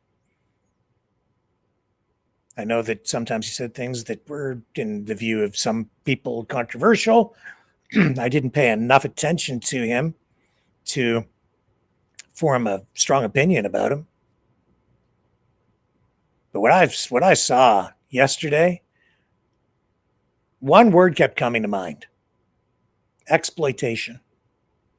They were exploiting his death for political purposes. And I found it kind of gross at times. And this is not, this is in no way trying to criticize Charlie Kirk. I don't want to speak ill of the dead. Quite the contrary. I think that they, in many ways, with that over the top exhibition of MAGA loyalty, I think they were showing a degree of disrespect. It was just so strange. And a lot of stuff online. Let me just, let's just run a few clips here tonight to kind of illustrate my point. Okay, here's, this might be a TikTok thing posted over to, I don't know what it is, Truth, or one of the other social media platforms, YouTube. It's a short. Nobody realized that less than 24 hours after Trump ordered flags to be flown at half-staff to honor Charlie Kirk, 3 states refused to comply, making Trump look foolish. First, New York State Governor Kathy Hochul refused to issue a statewide order to lower flags. As a Democratic stronghold, Hochul usually avoids rushing to follow Trump's directives. She also questioned Trump's bias toward Republicans, noting that if flags were to be lowered for Charlie Kirk, then flags should also have been lowered recently for Melissa Hortman, who was attacked. Second, New Jersey, the state government, did not issue a statewide flag-lowering order. They stated that they were merely following the regular flag protocols and saw no need for special adjustments. Many perceived this as a way to avoid appearing to make a political statement in honor of a conservative figure. Finally, Alabama. Although the state is predominantly conservative, some county officials insist that flags should not be lowered for individuals arbitrarily and that they strictly follow legal requirements. The prevailing mindset in these areas is to honor. Nobody realized that. So there's a lot of that stuff sort of being posted. I'm dropping my acetaminophen pills. Sorry about that. They're making a jingling noise. The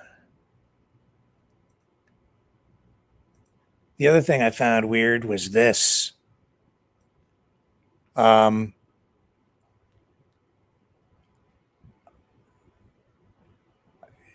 Trump literally did a little dance. They played what was it, God Bless America, and Erica Kirk standing there with him, and he literally did this little dance, and I thought, gross. And she smiles during all of this. The distraught widow stood up there and sort of smiled, and then you can see that partway through, well, look.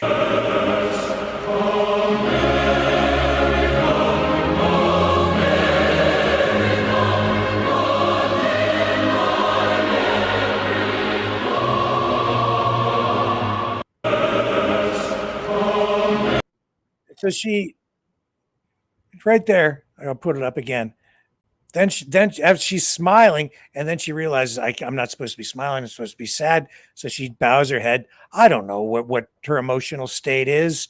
He's sort of taking the lead. She's, I guess, following him, and he's doing, I don't know, man. This is the weirdest memorial service I think I've ever witnessed. Just bizarro land.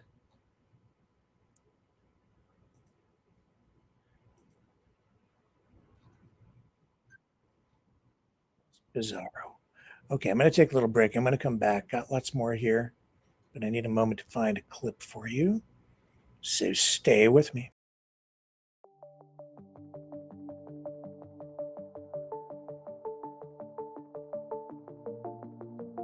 Greetings, brave Mavericks.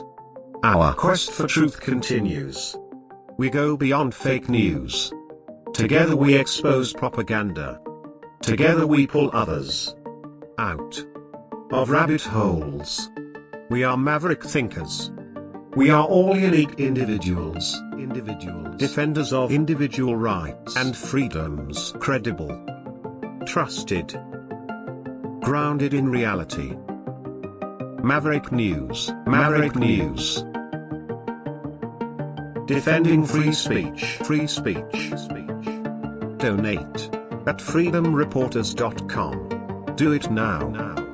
Tomorrow may be too late. Maverick News.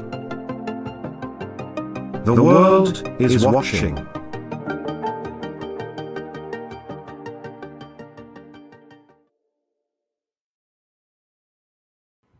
Okay. The other thing that happened, I saw it. I thought of this immediately. I didn't say anything yesterday because I did not want to be disrespectful, and I wasn't sure why she did it. But did you see the hand sign that Erica Kirk flashed or held up when she was there with President Trump? It's now it's going viral, and a lot of people wondering what it's really all about. Oh, that's not the right one. Hang on. Get down off there, you. Okay, now.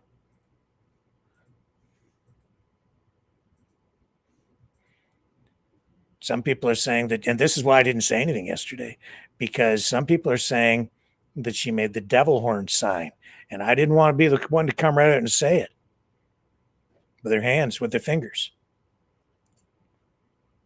Okay? I didn't want to be the one to accuse her of that. I thought, well, yeah, it could be something else. Why is she doing it?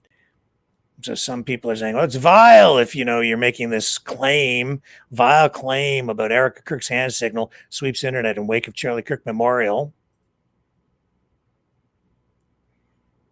I don't know if the Build video. skills that. So if you scroll down, people on social media are bizarrely accusing Erica Kirk. What publication is this? This is the Daily Mail. Erica Kirk making the devil horn symbol with her hand during her husband's memorial service in Arizona on Sunday. Charlie Kirk's grieving widow made a hand gesture, which means "I love you" in sign language, and it can mean that as well. While on stage beside President Trump at his memorial, after making a speech in tribute to her late husband, Kirk, 36, who is a devout Christian, raised her arm with her index and pinky fingers raised. There it is.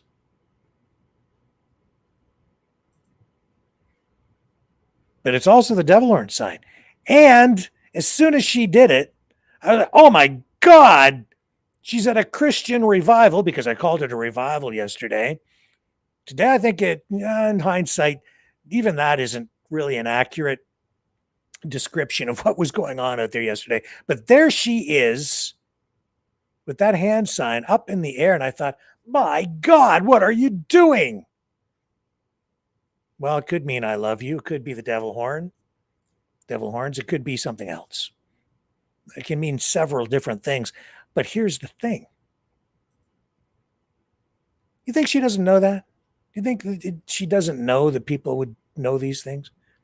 See, I would not flash that sign if I were on stage. Because of that, because I know that some people will interpret it as the devil horn sign, which I think is the most common use of it.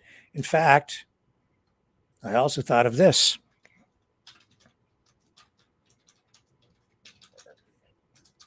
Gene Simmons. Here, I'll show you. He actually tried to trademark that. The devil horns, the devil horn hand sign. Gene Simmons from Kiss. There he is. There it is. So tell me that that's not what that means. It can mean that. It does mean that, too. I think most people, far fewer people would know that it means I love you in sign language. But we'll give Erica Kirk the benefit of the doubt. That being said, in this current political environment and in this period of social unrest, distrust, in an age of AI and conspiracy theories, I would say bad choice. Not the wisest of things to do, holding up that hand sign. The other thing that was weird was that it felt not so much like a memorial or a wake. It was like a political rally. As I said at the beginning of the, I'm sorry, but it's just so blatantly obvious. They've put the fun back in funeral. And certainly the politics. Firework? That seemed very odd to me.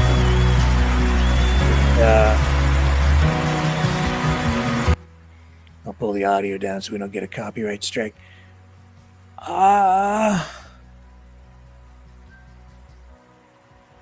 And she's not dressed in black, she's dressed in white. White. Okay.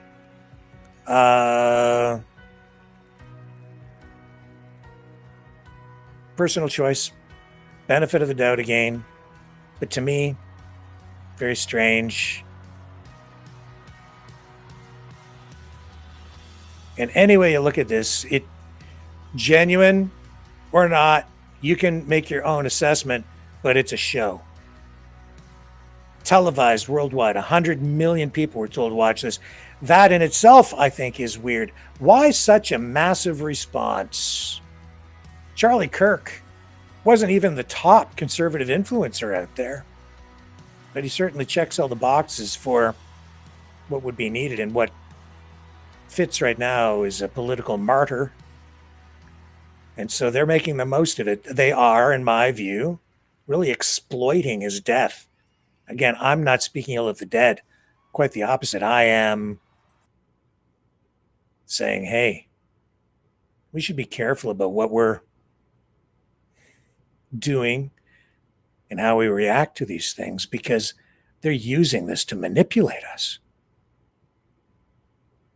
They're appealing to us on an emotional level in order to get a response. And while Erica Kirk, a lot of people applauding her for what she said yesterday, that she even forgives her husband's killer. And I applaud that. The thing that we're hearing really more about is two things. First, President Trump saying that while she may forgive the killer, he hates his political enemies. As the president of the United States, you would think that he would try to dial things down, turn down the temperature so that we don't get more conflict in the country, especially at a time when you literally have a lot of people talking about a civil war and calling for a war, wanting a war of some kind. You'd think that he would try to turn the temperature down. But no, he stands up there yesterday and says he hates his political enemies, and he's not the only one. Also, Stephen Miller, who is one of the driving forces, if not the main driving force, I think, behind the Trump administration right now. What did he do? He came out and basically called for revenge. Extremely divisive rhetoric from him, and he wasn't the only one yesterday speaking like this. Here's a clip from him that some people say he's being accused, actually, of almost plagiarizing a prominent Nazi from World War II. Storm whispers to the warrior that you cannot withstand my strength. And the warrior whispers back, I am the storm. Erica is the storm. We are the storm. And our enemies cannot comprehend our strength, our determination, our resolve, our passion.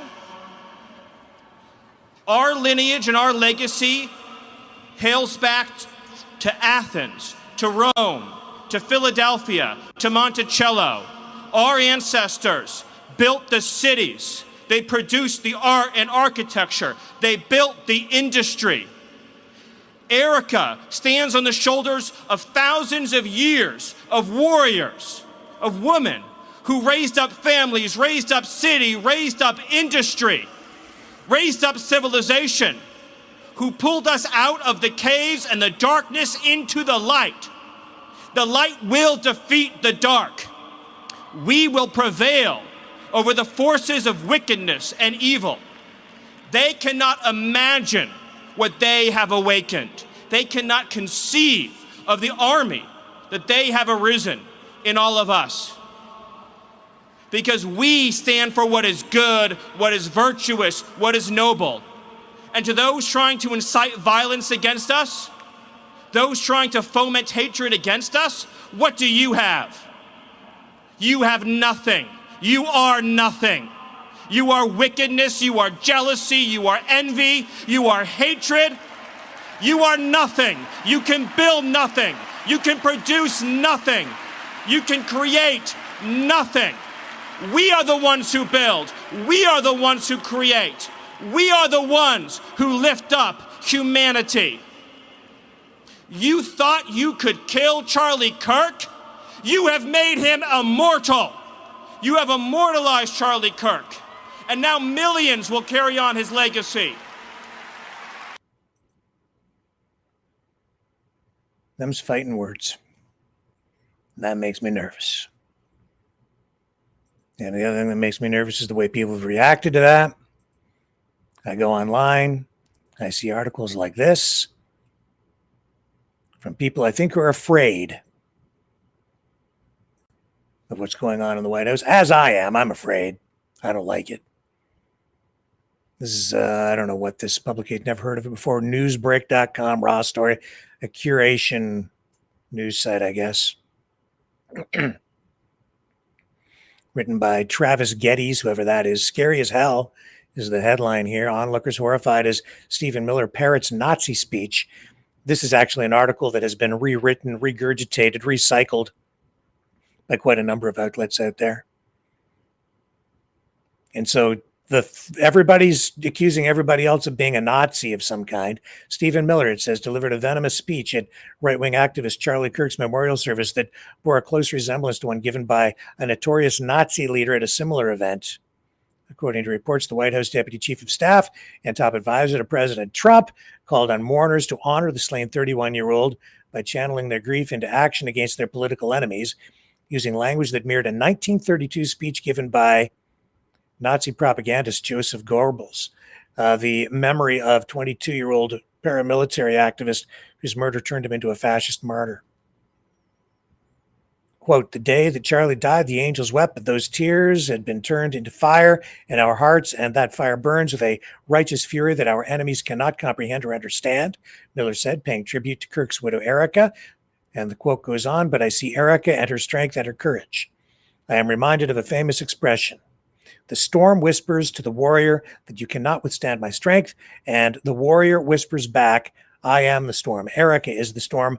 We are the storm, and our enemies cannot comprehend our strength, our determination, our resolve, our passion. So a lot of people online pointing out how closely what he said mirrors or echoes the word choices in the Goebbels speech used to elevate Horst Wessel, a young member of the Sturmteigling. I can't pronounce the German name, or the stormtroopers as they were known. That's how I refer to them, because I can't pronounce that German word, who was killed in 1930 by members of the Communist Party of Germany, because the fascists and the communists always used to fight, but now they're coming together in a convergence. But we'll talk about that more later. His political martyrdom inspired the Nazi Party's official anthem, which later became the country's co-official anthem. So here's what was written on the Nazi side. So our dead comrade Horst Wessel wrote, and we are fulfilling his prophecy, Goebbels said. According to Stewartson's post, the others may lie, slander, and pour their scorn on us. Their political days are numbered. They promised you, workers, citizens, and creative Germans, a Reich of freedom and beauty and dignity. People rise up and storm, break loose. Is that close? So, dear comrade, we're fulfilling his prophecy. The storm whispers to the warrior that you cannot withstand my strength. The others may lie, slander, and pour the scorn upon us. But they promise you, workers, citizens, people rise up and storm, break loose. He added, Goebbels, then the Nazi propagandist of Berlin, she added, used the speech to rally supporters by invoking the martyrdom of Horst Wessel. Is there anything else that he was said here? Well, anyway, these are people on the Democrat left progressive side concerned about what they're seeing there at the rally yesterday. Those people on the left can be pretty freaking brutal too, as we found out when they were in charge. But this is concerning because we're seeing a lot of pushback now. And now that the purge has been happening and Trump has seized control on so many levels of the government, he's really in a position where he can do a lot of really things that he just kind of wants. Here's the NBC story about this, kind of illustrating the points that I've been making in a concise way. Charlie Kirk's memorial serves as a conservative revival, the word I used yesterday, mixing calls for forgiveness and vengeance. And that vengeance is what I'm concerned about. Even Tucker Carlson yesterday indicating that clearly there's something coming next. Whatever that thing is, that's what's got me concerned. And he seems to know something I don't. And he is dialed in more than I am on the Trump administration side. Some called for forgiveness and unity Sunday at Charlie Kirk's memorial in Arizona, it says here. Others called for combat and retribution. We did hear that. But one thing the Republican leaders had in common in their speeches was that the activist's assassination should be a turning point, the start of a revival for religious conservatives. Tens of thousands of mourners gathered in State Farm Stadium in Glendale, Arizona on Sunday afternoon. Blah, blah, blah, blah, blah. The point is, yeah, we've even heard calls for really getting even, I think, is not an inaccurate or inappropriate way to refer to what J.D. Vance has been saying. He said yesterday, the evil murderer who took Charlie from us expected us to have a funeral today. And instead, my friends, we have had a revival in celebration of Charlie Kirk. He says, the day that Charlie died, the angels wept, but those tears have been turned into fire in our hearts. Sorry, that's Stephen Miller. But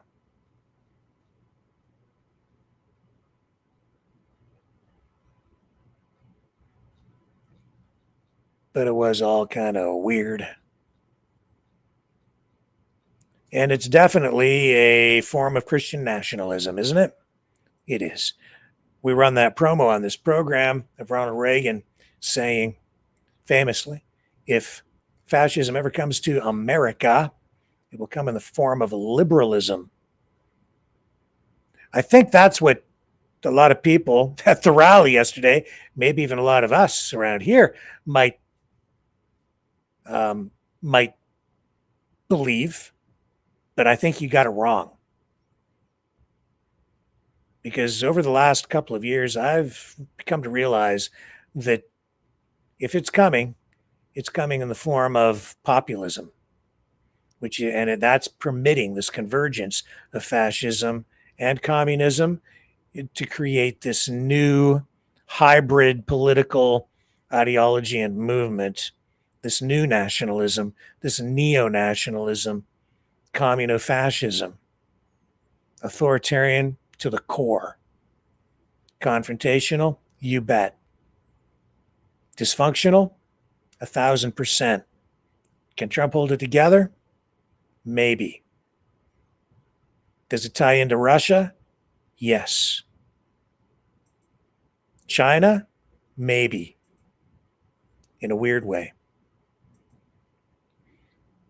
Carving up the world. You get this, I get that. I stay out of your backyard, you stay out of my backyard.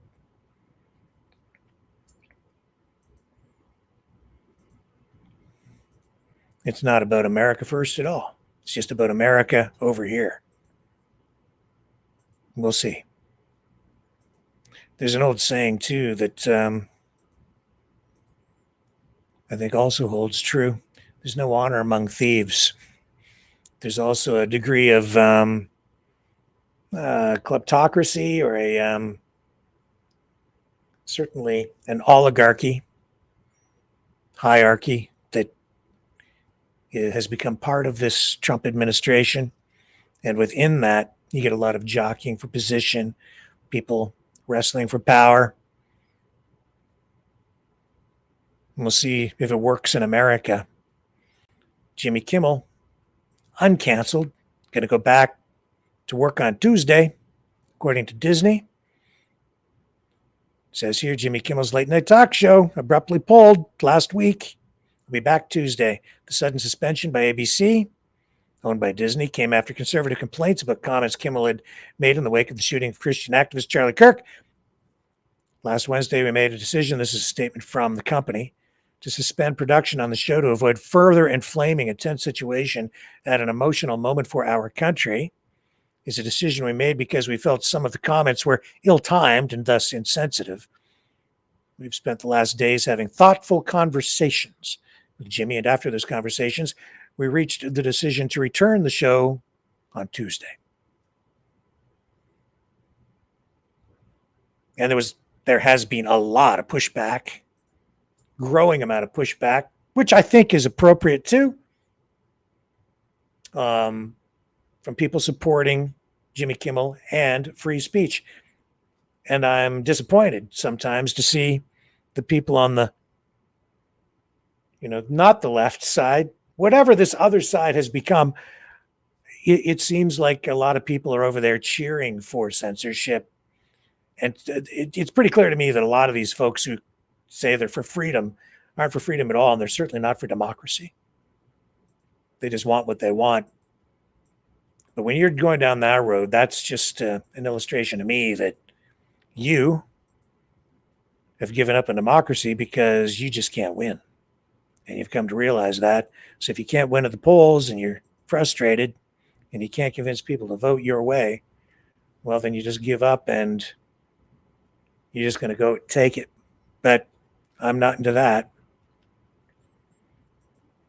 Now, as I say, all this weirdness, I highlighted, what communists have done in the past. I'm concerned that there's some of that going on even now in our society where they undermine reality, they twist reality. When it comes to science, the approved science is the science that you have to follow. We've kind of gone through that already. And I think to some degree, we're about to go through a whole new chapter of that. We are going through that. What's true? What do you believe? Well, I believe the approved narrative. People are being manipulated. They're acting like sheep. They are. We keep failing the test. If Hitler was alive today, would you kill Hitler? What would you do? Yes, of course I would. Oh. Would you do all these terrible, if you knew that they were doing those terrible things back then, would you have stood up to it? Yes, of course I would. Well, are you standing up now? How are you responding now? Or are you standing up when you shouldn't be standing up because you're being manipulated by the people who are doing bad things to get you to do bad things? I've done my research. I watched videos. Maybe that's the damn problem. Could be. Just saying. especially when you don't know what's real and you don't know what's fake. And people have been out there saying that the whole Charlie Kirk thing is fake, a hoax, even comparing him to Jesus, sort of creating this condition or this environment where people are being pushed into a place where they'll kind of begin to accept or think of Charlie Kirk as some immortal deity. Like literally. I have to remind you that you know the one thing that popped up in my feed just recently before he was killed was his interview with a bunch of porn stars, like a clip from that on X. And of course, he's taking the Christian position. Reminded me a lot of the Meese Commission back in the 80s under Reagan. But it was like he's anti-porn. And then he says in the interview, this stuck in my mind when they started talking about him in these terms of him being like a saint. Some people comparing him to Jesus. This is over the top, because this is a guy who sat in that interview with those adult film stars that I saw on my X scroll, and he said that the one girl, whoever she was like talking. He said that I've struggled with porn. He said, "Thank you, Jesus." Okay, he struggled with porn, but he's over it now. I guess at least he didn't become a porn addict. But he's a man. He was a man. He was flawed like all human beings. Certainly wasn't Jesus, not a deity. But then that was the other thing. That was the thing I wanted to show you. That was the other really weird thing. Let me see if I can find you this. The AI voice of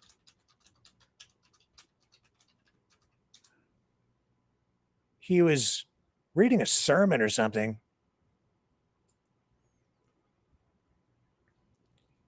See if I don't know if I can find the clip or not. Here, I think this is maybe it. But yeah, they've been using AI for a whole bunch of, in a lot of different ways to kind of keep Charlie Kirk alive. And this is also the thing that's weird. But you know what? Like, it's the technology that's out there now, right? So maybe it's inevitable. Maybe we're going to get more and more of this. Maybe we're just going to get to a place where we'll always have our loved ones with us, even in death, because they'll live forever as an AI-generated facsimile. Well, here, look what's going on online right now. Death is not the end. It's a promotion. Don't waste. Says, lady just asked AI what Charlie Kirk would say now in heaven. Who knew AI could be so heartbreakingly moving? First, I want you to know I'm fine, not because my body is fine, but because my soul is secure in Christ. Death is not the end. It's a promotion. Don't waste 1 second mourning me. I knew the risks of standing up in this cultural moment, and I'd do it all over again. Second, do not let this violence divide us further. The enemy wants chaos, fear, and retaliation. Don't give it to them. Instead, double down on truth. Double down on courage. Double down on your faith and on your families. That is how you honor me. Third, remember this. America is worth it. Free speech is worth it. Fighting for the unborn, for families, for sanity in a culture gone mad, it is all worth it.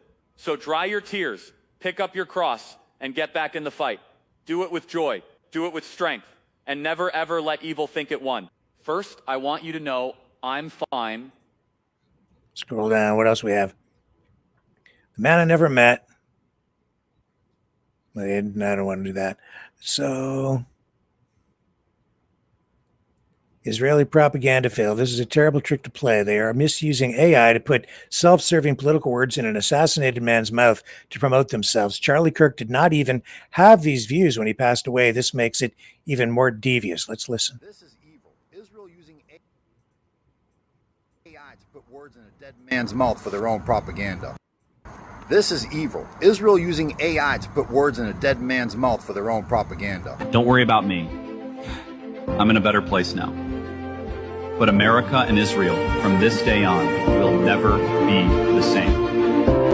This is the wake-up call. They tried to shut me up. They couldn't stand a voice that didn't sound like theirs. And that's exactly why we have to fight. We exposed the lie. I spoke the truth, and they hated every second of it. I know you guys are hurting. It feels like you lost me. But you didn't. You can't kill an idea. You can't murder faith. Spirit, it doesn't break. They mocked me. I kept going. Tried to silence me. I spoke louder. They warned me. Everybody's putting words in Charlie Kirk's mouth. And there's an AI image where he's looking weird. And I think this is, yeah. Here you go. You know, I'm fine, not because my body is fine, but because my soul is secure in Christ. Death is not the end, it's a promotion. Don't waste 1 second mourning me. I knew the risks of standing up in this cultural moment, and I'd do it all over again. Second, do not let this violence divide us further. The enemy wants chaos, fear, and retaliation. Don't give it to them. Instead, double down on truth. Double down on courage. Double down on your faith and on your families. That is how you honor me. Third, remember this. America is worth it. Free speech is worth it. Fighting for the unborn, for families, for sanity in a culture gone mad. It is all worth it.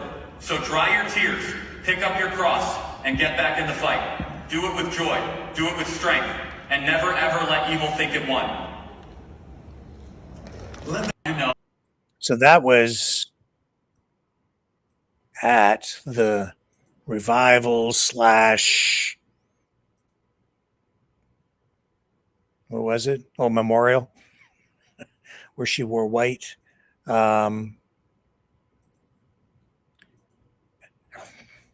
And yeah, they're using it online as well. So he is still alive. He's alive in people's hearts. He's alive in AI in a way that we haven't really seen before, certainly not with a political figure on this level. He's alive. He's still alive. And people have been saying Charlie Kirk wasn't really killed. It's all fake. Well, I've been running that new song, It's All Fake, and Maverick and the News Brothers at the end of the last couple of nights, which is one of my favorites. But I have this other tune that I actually been working on prior to this, and we rushed to get this thing together for tonight. So I have this one.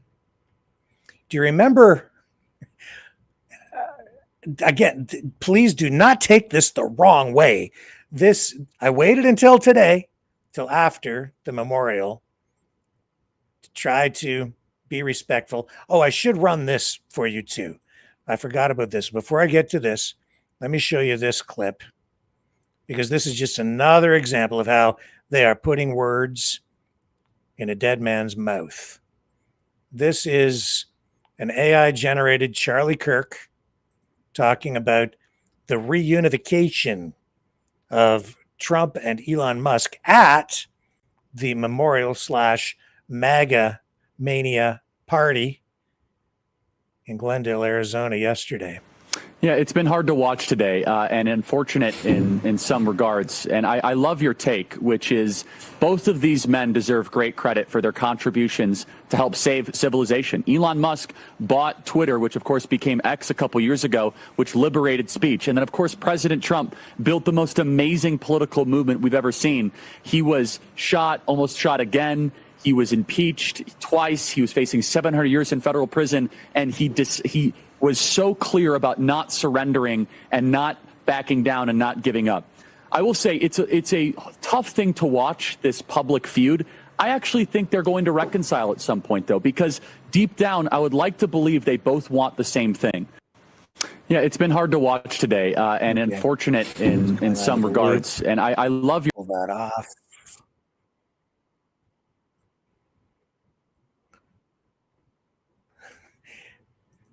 Okay, so all of this, strangely, in my sort of unusual mind, I've been thinking,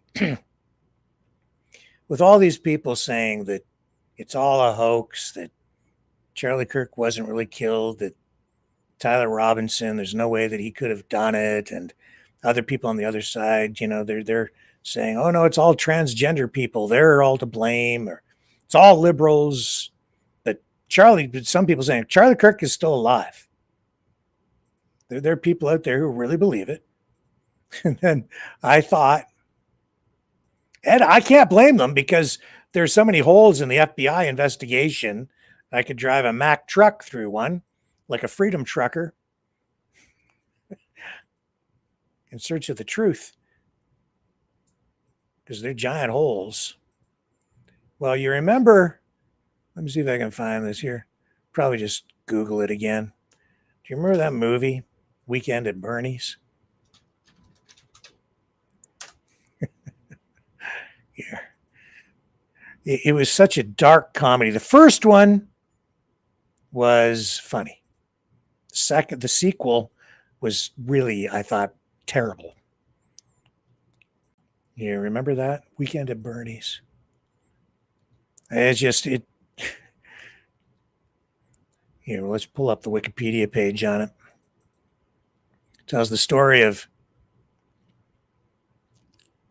two young insurance corporation employees who discover that their boss, Bernie, is dead after arriving at his house in the Hamptons. While attempting to convince people that Bernie is still alive until they can leave to prevent them from being falsely suspected for causing his death, they discover that Bernie had, in fact, ordered their killing to cover up his embezzlement.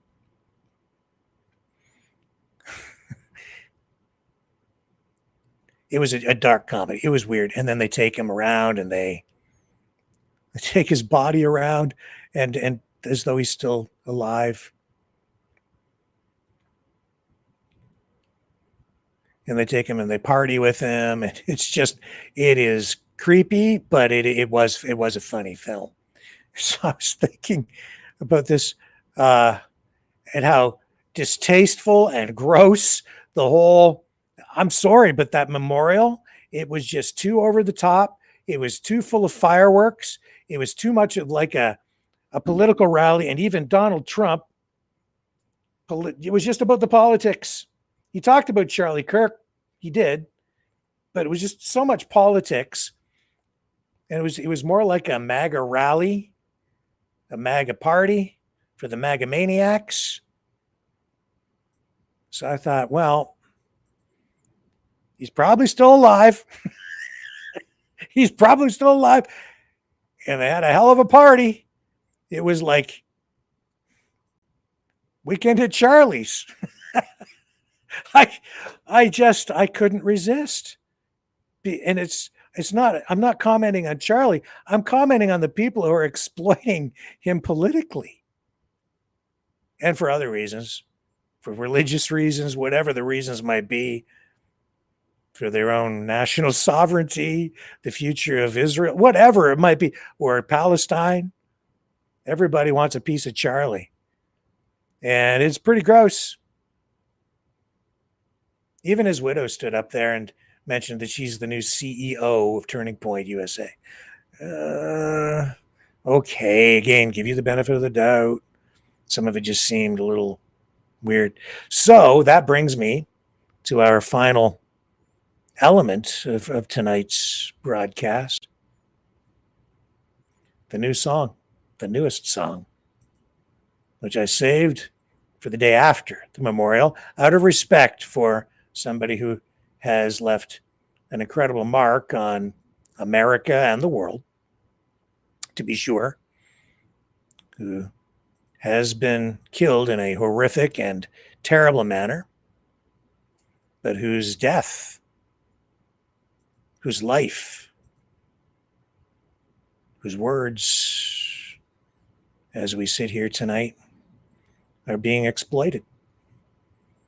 by politicians, power brokers, and others.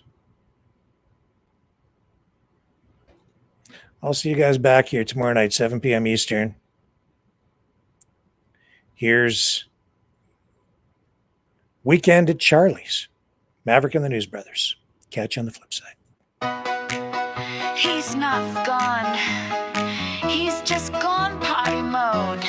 Weekend at Charlie's. Ooh la la. Dancing in Valhalla. Ha ha ha. Fake or alive, nobody knows. Charlie's still striking a crazy pose. Oh, flash the lights, the DJ plays. Charlie's back in mysterious ways. FBI can't find the proof, but the beat goes boom and it shakes the roof. Hands up high, don't stop the show. If he's a ghost, we'll never know. Weekend at Charlie's. Ooh la la. Dancing in Valhalla. Ha ha ha. Fake or alive, nobody knows. Charlie's still striking a crazy pose.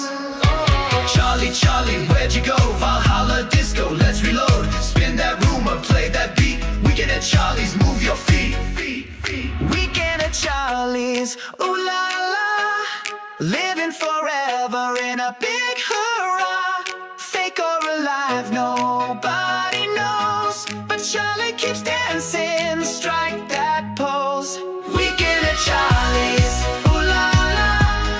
Dancing in Valhalla. Ha ha ha. Fake or alive, nobody knows. Charlie's still striking a crazy pose. Charlie, Charlie, where'd you go? Valhalla disco, let's reload. Spin that rumor, play that beat. Weekend at Charlie's, move your feet. He's not dead. He's just on the dance floor.